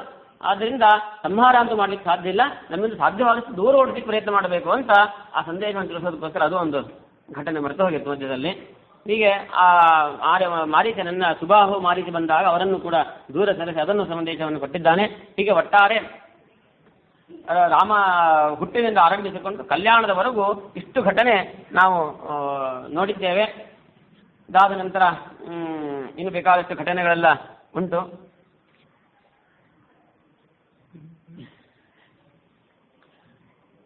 ಹೀಗೆ ಶ್ರೀರಾಮಚಂದ್ರ ತಾನು ಮನೆಗೆ ಬಂದಿದ್ದಾನೆ. ಮನೆಗೆ ಬಂದಾಗ ಇನ್ನೊಂದು ಎಲ್ಲ ಚೆನ್ನಾಗಿ ನಡೀತಾ ಉಂಟು. ದಶರಥನಿಗೆ ಬಹಳ ಆನಂದ ಆಗಿದೆ, ಮಕ್ಕಳು ಬಂದಿದ್ದಾರೆ, ಸೊಸೇಂದ್ರ ಬಂದಿದ್ದಾರೆ, ಎಲ್ಲ ಸಮೃದ್ಧವಾಗಿ ನಡೀತಾ ಉಂಟು. ಇದರ ಮಧ್ಯದಲ್ಲಿ ಅವನಿಗೊಂದು ಮನಸ್ಸಾಗಿದೆ, ನನಗೂ ವಯಸ್ಸಾಯಿತು, ಎಲ್ಲ ರಾಜ್ಯಭಾರ ಆಗಿದೆ, ಇನ್ನು ಯಾವ ರಾಜ್ಯದಲ್ಲಿ ಶ್ರೀರಾಮಚಂದ್ರನಿಗೆ ಅಭಿಷೇಕ ಮಾಡೋಣ ಅಂತ ತಾನು ಮನಸ್ಸನ್ನು ಮಾಡಿದ್ದಾನೆ. ಈ ಮನಸ್ಸನ್ನು ಮಾಡಿದ ಸಂದರ್ಭದಲ್ಲಿ ಎಲ್ಲ ಸಂತೋಷ ಆಗಿದೆ, ಕೈಗೆಯೂ ಕೂಡ ಒಪ್ಪಿದ್ದಾಳೆ, ಎಲ್ಲರೂ ಆಗಿದೆ. ಆದರೆ ಮಂಥರೆ ಇದೇ ಕಾಲವನ್ನು ತಾನು ಕಾಯ್ತಾ ಇದ್ದು ಯಾವಾಗ ಲಕ್ಷ್ಮೀನಾರಾಯಣನಿಗೆ ವಿಯೋಗ ತಂದುಕೊಳ್ಬೇಕು, ಈಗಲ್ಲ ಅಂತೂ ರಾಮನನ್ನ ಕಾಡಿಗಟ್ಟುವಂತಹ ಕಾರ್ಯಕ್ಕೆ ಮಂಥರೆ ತಾನು ಸಿದ್ಧಳಾಗಿದ್ದಾಳೆ. ಅದಕ್ಕೆ ಸರಿಯಾಗಿ ಬಂದು ಆ ಕೈಗೆ ತಾನು ನೆನಪಿಸಿಕೊಡ್ತಾ ಇದ್ದಾಳೆ, ನೋಡು ನೀನೇನು ಸಂತೋಷ ಪಡ್ತಾ ಇದ್ದಿ, ಸಂತೋಷ ಪಡುವ ಕಾಲ ಅಲ್ಲ ಇದು ಅಂತ ಅವಳು ಹೇಳ್ತಾ ಇದ್ದಾಳೆ. ಯಾಕಮ್ಮ ಶ್ರೀರಾಮಚಂದ್ರನಿಗೆ ನಮ್ಮ ರಾಮನಿಗೆ ಪಟ್ಟ ಕಟ್ತಾ ಇದ್ದಾರೆ, ಇದು ಸಂತೋಷ ದೇಶ ಅಲ್ಲೇನೋ ಅಂತ ಹೇಳಿದಾಗ ಅವಳು ಹೇಳ್ತಾಳೆ, ನಿನಗೆ ತಲೆ ಸರಿ ಇಲ್ಲ, ನಿನಗೆ ಲಕ್ಷ್ಮಣ ಅದು ಭರತ ನಿನ್ನ ಮಗನಾಗಿರ್ತಕ್ಕಂತಹ ಭರತ ಅವನು ರಾಜ್ಯ ಮಾಡಬೇಕು ಅಂತಹದ್ದು ರಾಮನ ರಾಜ್ಯಭಾರ ಮಾಡಲಿ ಅಂತ ಹೇಳ್ತಾ ಇದ್ದೀನಿ ಅಂತ ಅನೇಕ ಕುಯುಕ್ತಿಗಳಿಂದ ಆ ಮಂಥರೆ ಆ ಕೈಕೆಯ ತಲೆಯನ್ನು ಹಾಳು ಮಾಡ್ತಾ ಇದ್ದಾಳೆ. ಆವಾಗ ಕೈ ಕೂಡ ಸರಿ ಅನ್ನಿಸ್ತದೆ, ಇದಕ್ಕೇನು ಪರಿಹಾರ ಅಂತ ಯೋಚನೆ ಮಾಡುವ ಸಂದರ್ಭದಲ್ಲಿ ಅದನ್ನೇ ಅವಳೇ ನೆನಪು ಮಾಡ್ತಾ ಇದ್ದಾಳೆ. ನೀನು 2 ವರಗಳನ್ನು ಕೇಳಿದ್ದಾಗ ಆ ವರಗಳನ್ನು ಈಗ ಬಳಸ್ಕೋ ಅಂತ ಹೇಳ್ತಾ ಇದ್ದಾಳೆ. ಆ ಪ್ರಕಾರವಾಗಿ ತಾನು ವರವನ್ನು ಬಳಸಿಕೊಂಡಿದ್ದಾಳೆ, ವರವನ್ನು ಕೇಳಿದ್ದಾಳೆ. ಆ ವರದ ಪ್ರಕಾರವಾಗಿ 14 ವರ್ಷ ವನವಾಸ ಹೋಗಬೇಕು, ಭರತನಿಗೆ ಪಟ್ಟ ಆಗಬೇಕು ಅಂತ. ಇದಕ್ಕೆ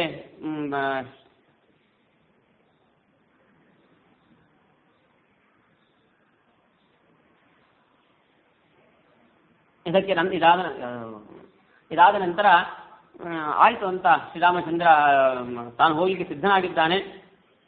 ಕೈಕೇಯಿ ತಾನು ಪಟ್ಟನ್ನು ಬಿಡ್ತಾ ಇಲ್ಲ. ಇದರ ಮಧ್ಯದಲ್ಲಿ ತ್ರಿಶಂಕುವಿನ ಸ್ಥಿತಿ ಅವನಿಗೆ ದಶರಥನಿಗೆ ಬಂದೊದಗಿದೆ. ರಾಮನಿಗೆ ಕಳಿಸಬೇಕೋ ಅಥವಾ ಪಟ್ಟ ಕಟ್ಟಬೇಕೋ, ಏನು ಮಾಡಬೇಕು ಅನ್ನೋದು ಒಂದು ದ್ವಂದ್ವದಲ್ಲಿ ತಾನಿದ್ದಾನೆ. ಆದರೂ ಕೂಡ ಕ್ಷತ್ರಿಯರಿಗೆ ಮುಖ್ಯವಾಗಿರುವಂತಹದ್ದು ಪ್ರತಿಜ್ಞಾ ಪರಿಪಾಲನೆ, ಕ್ಷತ್ರಿಯರ ಮುಖ್ಯ ಧರ್ಮ ಅದು. ಹಾಗಾಗಿ ತಾನು ಕೊಟ್ಟು ಬಿಟ್ಟಿದ್ದಾನೆ ಮಾತನ್ನ, ಆ ಮಾತನ್ನು ನಡೆಸಿಕೊಡುವಂತಹದ್ದು ಧರ್ಮ. ಆದರೂ ಕೂಡ ಹೇಳ್ತಾ ಇದ್ದಾನೆ ರಾಮಚಂದ್ರನಿಗೆ, ಇದು ಭ್ರಷ್ಟನಾದರೂ ಚಿಂತೆ ಇಲ್ಲ, ನೀನು ಮಾತ್ರ ಹೋಗಬೇಡ, ನಿನಗೆ ಅಧಿಕಾರ ಇದೆ, ನೀನು ಕೋರ್ಟಿಗೆ ಹೋಗ್ಬೋದು ನೀನು ಅಂತ ಬೇಕಾದಷ್ಟು ತಾನು ಸಲಹೆಗಳನ್ನು ದಶರಥ ಕೊಡ್ತಾನೆ. ಆದರೂ ಕೂಡ ಇದು ಸಾಧ್ಯ ಇಲ್ಲ, ನೀನು ಭ್ರಷ್ಟ ಪ್ರತಿಜ್ಞೆ ಆಗಬಾರದು ಅಂತ ಶ್ರೀರಾಮಚಂದ್ರ ಹೇಳಿ ತಾನು ವನವಾಸಕ್ಕೆ ಹೋಗಲಿಕ್ಕೆ ಸಿದ್ಧನಾಗಿದ್ದಾನೆ. ಜೊತೆಗೆ ಸೀತಾಮಾತೆಯು ಕೂಡ ತಾನು ಹೋಗ್ತಾ ಇದ್ದಾಳೆ. ಸೀತಾಮಾತೆ ಮತ್ತೆ ಅದ್ರ ಜೊತೆಗೆ ಲಕ್ಷ್ಮಣ, ಈ 3 ಜನ ಕೂಡ ಹೊರಟಿದ್ದಾರೆ. ಹೋಗುವಾಗ ಗಂಡ ಹೇಗೆ ಹೊರಟಿದ್ದಾನೋ ತಾನು ಹಾಗೆಯೇ ಹೊರಟಿದ್ದಾಳೆ. ಇದು ಪತಿವ್ರತಾ ಸ್ತ್ರೀಯರ ಧರ್ಮ. ಇವತ್ತೆಲ್ಲ ನಾವು ನೋಡ್ತಾ ಇದ್ದೇವೆ, ಗಂಡ ಹೇಗೋ ಇರ್ತಾನೆ, ಈ ಹೆಂಡತಿ ಹೇಗೋ ಇರ್ತಾಳೆ. ಹಾಗಿರಬಾರ್ದು, ಗಂಡನಿಗೆ ಅನುಗುಣವಾಗಿ ತಾನು ಇರಬೇಕು. ಇದು ಪತಿವ್ರತಾ ಸ್ತ್ರೀಯರ ಧರ್ಮ. ಆ ಪ್ರಕಾರವಾಗಿ ಸಕಲ ಅವಳಿಂದ ಏನು ಆಭರಣದಿಂದ ಅವಳಿಗೇನು ಶೋಭೆ ಬರಬೇಕಾಗಿಲ್ಲ. ಸ್ವತಃ ಸುಂದರಳು ಸೀತಾಮಾತೆ. ಆದರೂ ಕೂಡ ಲೋಕದ ದೃಷ್ಟಿಯಿಂದ ಏನೆಲ್ಲ ಆಭರಣಗಳನ್ನು ತಾನು ಧಾರಣ ಮಾಡಿದ್ದೋ ಎಲ್ಲವನ್ನು ಕೂಡ ಯಾವ ಅಭಿಮಾನಕ್ಕೆ ಒಳಗಾಗದೆ, ಅದನ್ನೇ ಮುಜುಗರಕ್ಕೊಳಗಾಗದೆ ಅಥವಾ ದುಃಖಕ್ಕೊಳಗಾಗದೆ ಸರಳವಾಗಿ ತಾನು ತೆಗೆದಿಟ್ಟಿದ್ದಾಳೆ ಎಲ್ಲ ಆಭರಣಗಳನ್ನು ಕೂಡ. ಲಕ್ಷ್ಮಣನು ಕೂಡ ಅದೇ ರೀತಿಯಾಗಿ ಪರಿತ್ಯಾಗ ಮಾಡಿದ್ದಾನೆ. ಇದರ ಸಂದರ್ಭದಲ್ಲಿ ಸುಮಿತ್ರಾದೇವಿ ನೋಡಬೇಕಂತ ತ್ಯಾಗ ಅವಳದ್ದು, ರಾಮನಿಗೋಸ್ಕರ ಏನು ಹುಟ್ಟಿದ್ದೀಯಾ ಅಂತ ಅವಳಿಗೆ ಮಗನಿಗೆ ಬಂದು ತಾನು ಹೇಳ್ತಾ ಇದ್ದಾಳೆ. ಇಂಥ ವೀರಮಾತೆ ಲಕ್ಷ್ಮಣನ ರಾಮನ ಸೇವೆಗೆ ಕೊಟ್ಟು ಕಳಿಸ್ತಾ ಇದ್ದಾಳೆ. ಹೀಗೆ 3 ಕೂಡ ಇದಕ್ಕೆ ಹೋಗಿದ್ದಾರೆ, ವನವಾಸಕ್ಕೆ ತಾವು ಹೋಗಿದ್ದಾರೆ. ಹೋದರೆ ಜನ ಮಾತ್ರ ಬಿಟ್ಟು ಸರಿಲಿಕ್ಕೆ ಸಾಧ್ಯ ಇಲ್ಲ ಅಂತ ರಾಮನನ್ನ ಮುಗಿಬಿದ್ದಿದ್ದಾರೆ. ಎಲ್ಲಿ ಆ ತುದಿ ಕಾಣತರ ಅಯೋಧ್ಯ ಪಟ್ಟಣ ದಾಟುವವರೆಗೂ ಜನಸಾಗರ ಇಡೀ ಅಯೋಧ್ಯ ಇದು ಆಗಿಬಿಟ್ಟಿದೆ, ಖಾಲಿ ಆಗಿಬಿಟ್ಟಿದೆ. ಎಲ್ಲರೂ ಕೂಡ ರಾಮನ ಹಿಂದೆ ಹೊರಟಿದ್ದಾರೆ. ಆ ಸಂದರ್ಭದಲ್ಲಿ ರಾಮ ಹೇಳ್ತಾನೆ, ನೀವು ಮನೆಗೆ ಹೋಗಬೇಕು ಅಂತ ಎಲ್ಲರನ್ನು ಕೂಡ ಸಮಾಧಾನ ಪಡಿಸಿ ಅವರನ್ನು ತಾನು ಮನೆಗೆ ಕಳಿಸಿಕೊಟ್ಟಿದ್ದಾನೆ. ಆನಂತರ ಒಂದು ಅರ್ಥದಲ್ಲಿ ಶ್ರೀರಾಮಚಂದ್ರ ಪ್ರಜೆಗಳ ಕಣ್ಣು ತಪ್ಪಿಸಿಯೇ ತಾನು ವನವಾಸಕ್ಕೆ ಹೋಗಿದ್ದಾನೆ.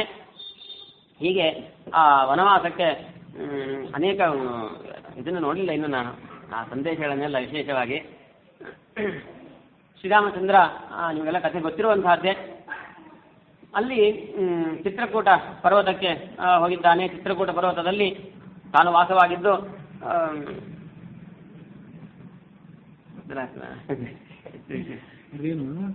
ರಾಜ್ಯ ಪ್ರಾಪ್ತಿ ಮಂಗಳ ತನಕ ಹೇಳಿದ್ರಿ, ಅರಣ್ಯವಾಸ ನಿಲ್ಲಿಸಬೇಡ್ರಿ. ಸರಿ ಸರಿ ಸರಿ ಸರಿ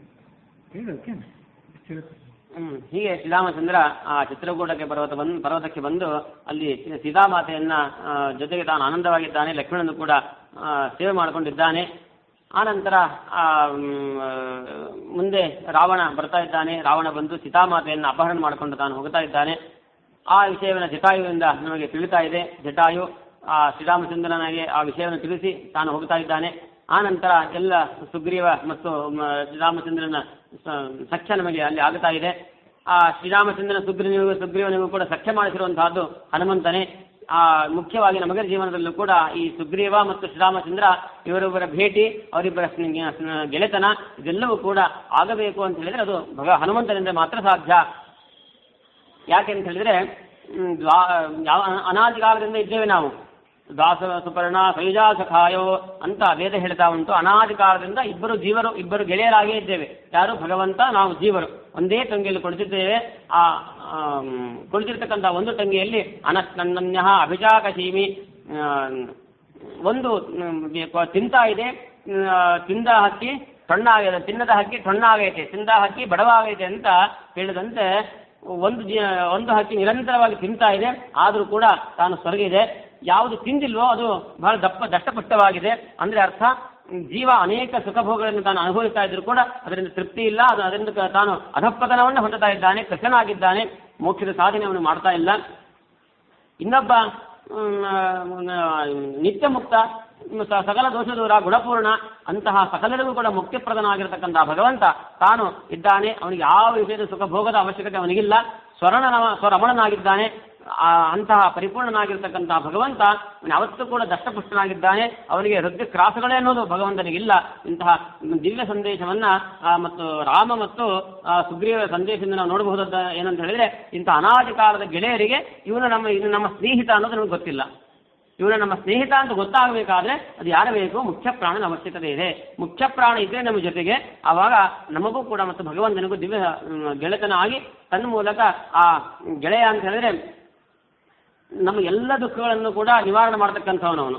ಮತ್ತು ಯಾವ ದುಃಖವನ್ನು ನಿವಾರಣೆ ಮಾಡಬೇಕಾದ್ರೆ ಅವನಿಗೆ ಅಪೇಕ್ಷೆ ಇರೋದಿಲ್ಲ, ಫಲಾಪೇಕ್ಷೆ ಇರೋದಿಲ್ಲ. ನಾನು ಇವನಿಗೆ ಹೆಲ್ಪ್ ಮಾಡಬೇಕು, ಇನ್ನೊಂದ್ಸಲ ನಮಗೆ ಕಷ್ಟಕಾಲ ಬಂದಾಗ ಹೆಲ್ಪ್ ಮಾಡ್ತೇನೆ ಅನ್ನೋ ದೃಷ್ಟಿಕೋನ ಇದ್ರೆ ಅವ್ನು ಗೆಳೆಯನೇ ಅಲ್ಲ.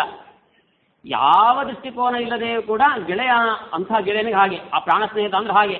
ಇನ್ನು ತನ್ನ ಸ್ನೇಹಿತರಿಗೆ ಕಷ್ಟ ಬಂದಿದೆ ಅಂತ ಹೇಳಿದ್ರೆ ಹಿಂದೆ ಮುಂದೆ ವಿಚಾರ ಮಾಡ್ಲಿಕ್ಕಿಲ್ಲ, ಸಹಾಯ ಮಾಡೋದೇ. ಅವನು ನಮಗೆ ನಾವು ಹಿಂದೆ ಶ್ರೀರಾಮಚಂದ್ರ ತೋರಿಸದಂತೆ ಅವನು ಸಹಾಯ ಬೇಡಿಕೊಂಡು ಬಂದ ಮೇಲೆ ತಾನು ಮಾಡಬೇಕು ಅನ್ನೋದಲ್ಲ. ಪ್ರಾಣ ಸ್ನೇಹಿತ ಅಂತ ಆಗಿದ್ರೆ ಹಿಂದೆ ಮುಂದೆ ನೋಡಿದ್ರೆ ವಿಚಾರ ಮಾಡಬೇಕು. ಅವನಿಂದ ಮುಂದೆ ಫಲಾಪೇಕ್ಷೆಯನ್ನು ಕೂಡ ಪಡೆಯುವಂತಹ ಇದು ಮನಸ್ಸಿನಲ್ಲಿ ಅವನಿಗೆ ಇರಬಾರ್ದು. ಅಂತಹ ಪ್ರಾಣ ಸ್ನೇಹಿತ ಆಗಬೇಕಾದದ್ದು ಭಗವಂತನೇ. ಆಪ್ತ ಅವನು ಪರಮಾಪ್ತ ಅಂದ್ರೆ ಭಗವಂತ. ಯಾಕೆ? ನಮ್ಮಿಂದ ಅವನಿಗೆ ಯಾವ ಅಪೇಕ್ಷೆ ಅವನಿಗಿಲ್ಲ ಭಗವಂತನಿಗೆ. ಹಾಗೆ ನಿರಂತರವಾಗಿ ನಮ್ಮ ಶ್ರೇಯಸ್ಸಿಗೋಸ್ಕರ ಭಗವಂತ ತಾನು ಅನಂತ ಸುಖಗಳನ್ನು ನಮಗೆ ಕೊಡ್ತಾ ಇದ್ದಾನೆ. ಇಂತಹ ಭಗವಂತನ ಪರಿಚಯ ಆದದ್ದು ಹನುಮಂತನಿಂದ. ನಮಗೂ ಕೂಡ ಜೀವನದಲ್ಲಿ ಭಗವಂತನ ಪರಿಚಯ ಆಗಬೇಕು, ಭಗವಂತನ ಸ್ನೇಹ ನಮಗೆ ಸಿಗಬೇಕು ಅಂತ ಹೇಳಿದ್ರೆ ಅದಕ್ಕೆ ಬೇಕು ಹನುಮಂತ ಬೇಕು, ಶ್ರೀಮದ್ ಆಚಾರ್ಯರು ನಮಗೆ ಬೇಕು. ಅಂತಹ ಆಚಾರ್ಯರ ಭಾಷ್ಯವನ್ನು ನೋಡಿದಾಗ ನಮಗೇನಾಗ್ತದೆ? ಆ ಭಗವಂತನ ಪ್ರಸಾದ ಆಗ್ತದೆ, ಅತ್ಯರ್ಥ ಪ್ರಸಾದ ಆಗಿ ಭಗವಂತ ಅನುಗ್ರಹ ಆಗಲಿಕ್ಕೆ ಸಾಧ್ಯ. ಹೀಗೆ ಆ ಭಗವಂತನ ಒಂದು ಸ್ನೇಹ ನಮಗಾಗ್ತದೆ. ಆದರೆ ಭಗವಂತನಲ್ಲಿ ನಮಗೆ ಎಷ್ಟು ಅವಿಶ್ವಾಸ ಅಂತ ಹೇಳಿದ್ರೆ ಅದಕ್ಕೆ ಸಾಕ್ಷಿ ಇವನೇ, ಯಾರು? ಸುಗ್ರೀವನೇ. ನಾವು ಭಗವಂತ ಇಷ್ಟೆಲ್ಲ ಸರ್ವೋತ್ತಮ ಅಂತ ತಿಳಿದುಕೊಂಡು, ಶಾಸ್ತ್ರದಿಂದ ತಿಳಿದುಕೊಂಡ್ರು ಕೂಡ ಭಗವಂತನ ಮೇಲೆ ನಾವು ಅವಿಶ್ವಾಸವನ್ನು ಮಾಡ್ತಾ ಇರ್ತೇವೆ. ಹಾಗೆ ಅವನು ಕೂಡ ಅವಿಶ್ವಾಸವನ್ನು ಮಾಡಿದ. ಎಷ್ಟು ಬಾರಿ? ಒಂದು ಬಾರಿ ಅಲ್ಲಿ 2-3 ಬಾರಿ ನಾನು ಪ್ರಯತ್ನ ಮಾಡ್ತಾ ಇದ್ದಾನೆ. ಈ ತಾಳವೃಕ್ಷಗಳನ್ನೆಲ್ಲ ಕಳೆದು ಹಾಕಿಬಿಡು, ಆ ನಂತರ ನಿಮಗೆ ವಿಶ್ವಾಸ ಬರ್ತದೆ ಅಂತ. ನಮ್ಮ ಅಣ್ಣನ ಕೊಲ್ಲಿಕ್ಕೆ ಸಾಮರ್ಥ್ಯ ಉಂಟೋ ಇಲ್ಲೋ ಅಂತ ನಮಗೆ ಗೊತ್ತಾಗೋದು ಯಾವಾಗ ಈ 7 ತಾಳವರ್ಷಗಳನ್ನ ಮೊದಲು ದುಂದುನಾಮ ರಾಕ್ಷಸನ ಅಸ್ಥಿಯನ್ನ ಎತ್ತಿ ಹಾಕುವಂಥದ್ದು ಮೊದಲೇ ಒಂದು ಪರೀಕ್ಷೆ. ಭಗವಂತ ನಮ್ಮನ್ನು ಪರೀಕ್ಷೆ ಮಾಡೋದಲ್ಲ, ನಾವೇ ಭಗವಂತನನ್ನು ಪರೀಕ್ಷೆ ಮಾಡ್ತೇವೆ. ಇಂತಹ ದುಸ್ಥಿತಿಯಲ್ಲಿ ನಾವಿದ್ದೇವೆ. ನಮ್ಮ ಪ್ರತೀಕದಂತೆ ಇರತಕ್ಕಂತಹ ಆ ಸುಗ್ರೀವ ಆ ರಾಮನಿಗೆ ಪರೀಕ್ಷೆಯನ್ನು ಕೊಟ್ಟಿದ್ದಾನೆ. ಪರೀಕ್ಷೆಯಲ್ಲಿ ರಾಮ ಪಾಸಾದ. ಆನಂತರ ಅಲ್ಲೂ ಸಮಸ್ಯೆ, ಎಷ್ಟು ಸತ್ತೋ ಎಷ್ಟು ವರ್ಷ ಆಗಿದೆ, ಅದು ಗತಶಕ್ತಿ ಆಗೋಗಿದೆ ಅದು. ಹಾಗಾಗಿ ಅದನ್ನು ಎತ್ತಿ ಆಗುವಂತಹ ದೊಡ್ಡ ಸಾಮರ್ಥ್ಯ ಅಲ್ಲ.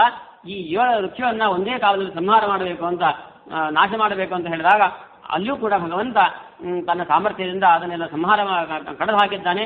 ಆವಾಗ ನಮಗೆ ಸ್ವಲ್ಪ ಇದು ಬಂತು, ನಮಗೆ ಏನು ರಾಮನ ಮೇಲೆ ವಿಶ್ವಾಸ ಬಂತು ಸುಗ್ರೀವನಿಗೆ. ಹಾಗೆ ಇವತ್ತು ಸ್ವತಃ ಪರಮ ಪ್ರಮಾಣ ಭಗವಂತನನ್ನು ನಾವು ನಂಬಬೇಕು. ಇಲ್ಲ ಮುಖ್ಯ ಪ್ರಾಣದೇವರು ಬಂದು ಹೇಳಿದಾಗಾದರೂ ಕೂಡ ನಂಬಬೇಕು, ಆಗಲೂ ಕೂಡ ನಂಬಲಿಲ್ಲ. ಹೀಗೆ ಪರೀಕ್ಷೆ ಮಾಡಿ ನಂಬುತ್ತಾ ಇದ್ದೇವೆ. ಹೀಗೆ ಮನುಷ್ಯರ ಸ್ವಭಾವ ಇದು. ಹಾಗಾಗಿ ಅಂತೂ ಏನೇ ಆಗಲಿ, ಎಷ್ಟೇ ಇದ್ರೂ ಕೂಡ ಹನುಮನ ನಂಬದ ವಾಲಿ ಬಿದ್ದ, ಹನುಮನ ನಂಬದ ಸುಗ್ರೀವ ಗೆದ್ದ ಅಂತ. ಎಷ್ಟೇ ದೋಷ ಇದ್ರೂ ಕೂಡ ದೊಡ್ಡವರ ಸಂಪರ್ಕದಲ್ಲಿ ನಾವು ಇದ್ವಿ ಅಂತ ಹೇಳಿದ್ರೆ ನಮಗೆ ಇಂದಿಲ್ಲ ನಾಳೆ ಅನುಗ್ರಹ ಆಗ್ತದೆ. ನಾವು ತಪ್ಪು ಮಾಡಿರಬಹುದು, ಆದರೆ ಅದೇ ತಪ್ಪನ್ನು ಸುಗ್ರೀವ ಮಾಡಿದ. ಆದರೆ ಸುಗ್ರೀವನಿಗಿಂತಲೂ ಕೂಡ ಸುಗ್ರೀವ ಅಷ್ಟು ತಪ್ಪು ಮಾಡಲಿಲ್ಲ ವಸ್ತುತಃ, ಅಲ್ಲ ವಾಲಿ ಅಷ್ಟು ತಪ್ಪು ಮಾಡಲಿಲ್ಲ, ಸುಗ್ರೀವನ ತಪ್ಪೇ ಜಾಸ್ತಿ. ಆದರೂ ಕೂಡ ಹನುಮನ ಬಿಟ್ಟಿದ್ದಾದ್ರಿಂದ ಅವನೇನಾಗಲಿಲ್ಲ, ರಕ್ಷಿತನಾಗಲಿಲ್ಲ. ಸುಗ್ರೀವನ ತಪ್ಪು ಜಾಸ್ತಿ ಇದೆ, ವಾಲಿ ತಪ್ಪು ಅಂತ ಹೇಳಿದ್ರೆ ಅವನ ಹೆಂಡತಿಯನ್ನು ಸ್ವೀಕಾರ ಮಾಡಿರುವಂತಹದ್ದು. ಆದರೆ ಈ ರೀತಿಯಾಗಿ ಭಗವಂತನ ಪರೀಕ್ಷೆ ಮಾತ್ರ ಮಾಡಲಿಲ್ಲ ಅವನು. ಆದ್ರಿಂದ ಭಗವಂತನ ಪರೀಕ್ಷೆ ಅನ್ನೋದು ಈ ಪತ್ನಿ ಪರಗ್ರಹಕ್ಕಿಂತಲೂ ಕೂಡ ದೊಡ್ಡ ಒಂದು ಇದು ಪಾಪ, ಅಪರಾಧ ಅದು. ಅಂತ ದೊಡ್ಡ ಅಪರಾಧವನ್ನು ಮಾಡಿದ್ರು ಕೂಡ ಅವನು ಹನುಮನ ಸಂಪರ್ಕದಲ್ಲಿದ್ದಾದ್ರಿಂದಾಗಿ ಅವನು ಗೆದ್ದ. ವಾಲಿ ಅವನಷ್ಟು ತಪ್ಪು ಮಾಡಲಿಲ್ಲ, ಭಗವಂತನ ಪರೀಕ್ಷೆ ಮಾಡುವಂತಹ ಒಂದು ಅವನಿಗೆ ಇದು ಇಲ್ಲ. ರಾಮ ಮರೆಯಲ್ಲಿ ನಿಂತು ಹೊಡೆದಿದ್ದಾನೆ ಬಾಣ. ಯಾಕೆಂದ್ರೆ ಒಂದು ವೇಳೆ ನಾನು ಎದುರುಗಡೆ ಬಂದರೆ ಅವನು ಶರಣಾಗತನಾಗ್ತಾನೆ ಅಂತಕ್ಕಂಥ ಇದು ಅವನಿಗೆ ಗೊತ್ತಿತ್ತು ರಾಮನಿಗೆ. ಹಾಗಾಗಿ ರಾಮನ ಮೇಲೆ ಭಕ್ತಿ ಇದೆ ಅಂತ ರಾಮನಿಗೆ ಗೊತ್ತಿದೆ.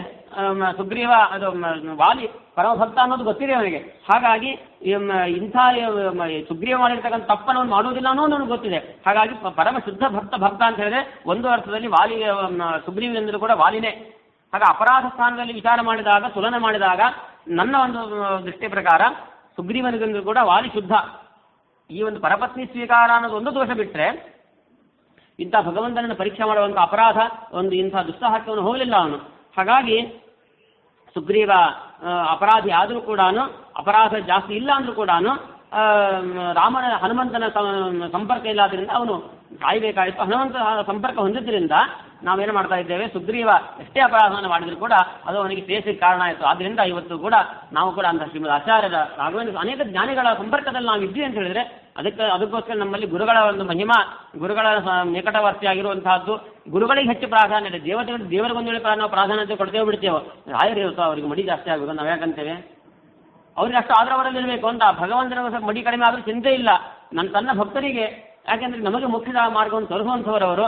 ಹಾಗಾಗಿ ಅವರಿಗೆ ಚೆನ್ನಾಗಬೇಕು, ಹಸ್ತೋದಕ ಗುರುಗಳಿಗೆ ಚೆನ್ನಾಗಾಗುವುದು, ಇದೆಲ್ಲವನ್ನು ಕೂಡ ಇವತ್ತು ದೇವರಿಗಿಂತಲೂ ಕೂಡ ರಾಯರ ವೃಂದಾವನಗಳಿಗೆ ಅಥವಾ ಇನ್ನೂ ಯತಿಗಳ ವೃಂದಾವನಕ್ಕೆ ನಾವು ಮಾಡ್ತಾ ಇರುವಂತಹ ಉದ್ದೇಶ ಏನು ಅಂತ ಹೇಳಿದ್ರೆ, ಗುರುಗಳಲ್ಲಿ ಭಗವಂತನ ವಿಶೇಷ ಸನ್ನಿಧಾನ ಇರ್ತದೆ.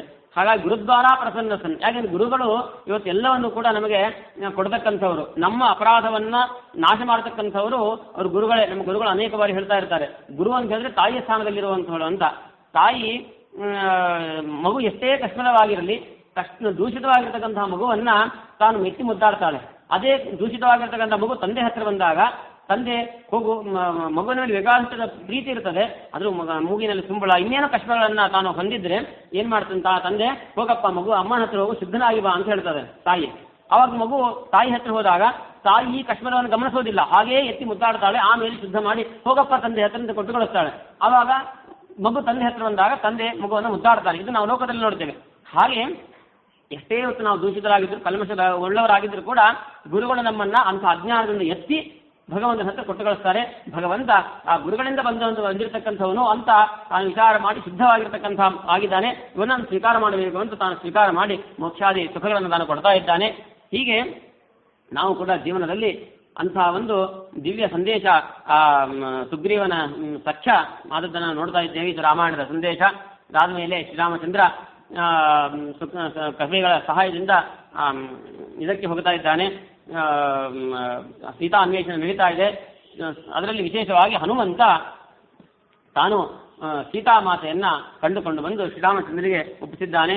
ಇದು ಅದು ಕೂಡ ದಿವ್ಯ ಸಂದೇಶ ಅಂತ ಹೇಳಿದ್ರೆ, ಇವತ್ತು ಸೀತಾರಾಮರ ಸಂಯೋಜನೆಗೆ ಮುಖ್ಯ ಪಾತ್ರನಾಗಿರ್ತಕ್ಕಂಥ ಭಗವಂತ, ಇದು ಯಾರು ಹನುಮಂತ ಸೀತೆಗೂ ಮತ್ತು ಶ್ರೀರಾಮಚಂದ್ರನಿಗೂ ಸಂಬಂಧವನ್ನು ತಂದುಕೊಟ್ಟಿದ್ದಾನೆ.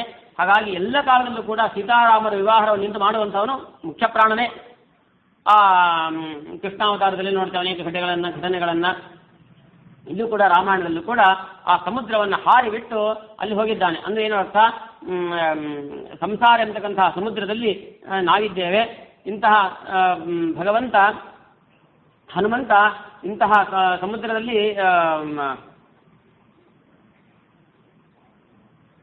ಲಂಕೆಗೆ ಹಾರಿ ಸೀತಾಮಾತೆಯನ್ನ ತಾನು ನೋಡಿಕೊಂಡು ಬಂದು ಸೀತಾಗೂ ಶ್ರೀರಾಮಚಂದ್ರನ ಸಂಯೋಗವನ್ನು ಉಂಟು ಮಾಡಿದ್ದಾನೆ.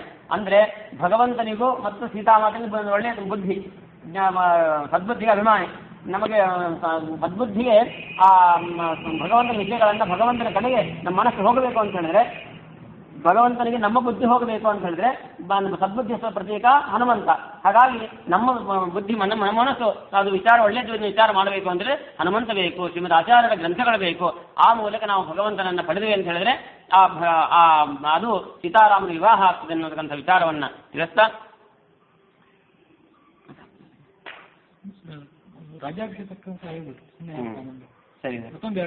ಸರಿ.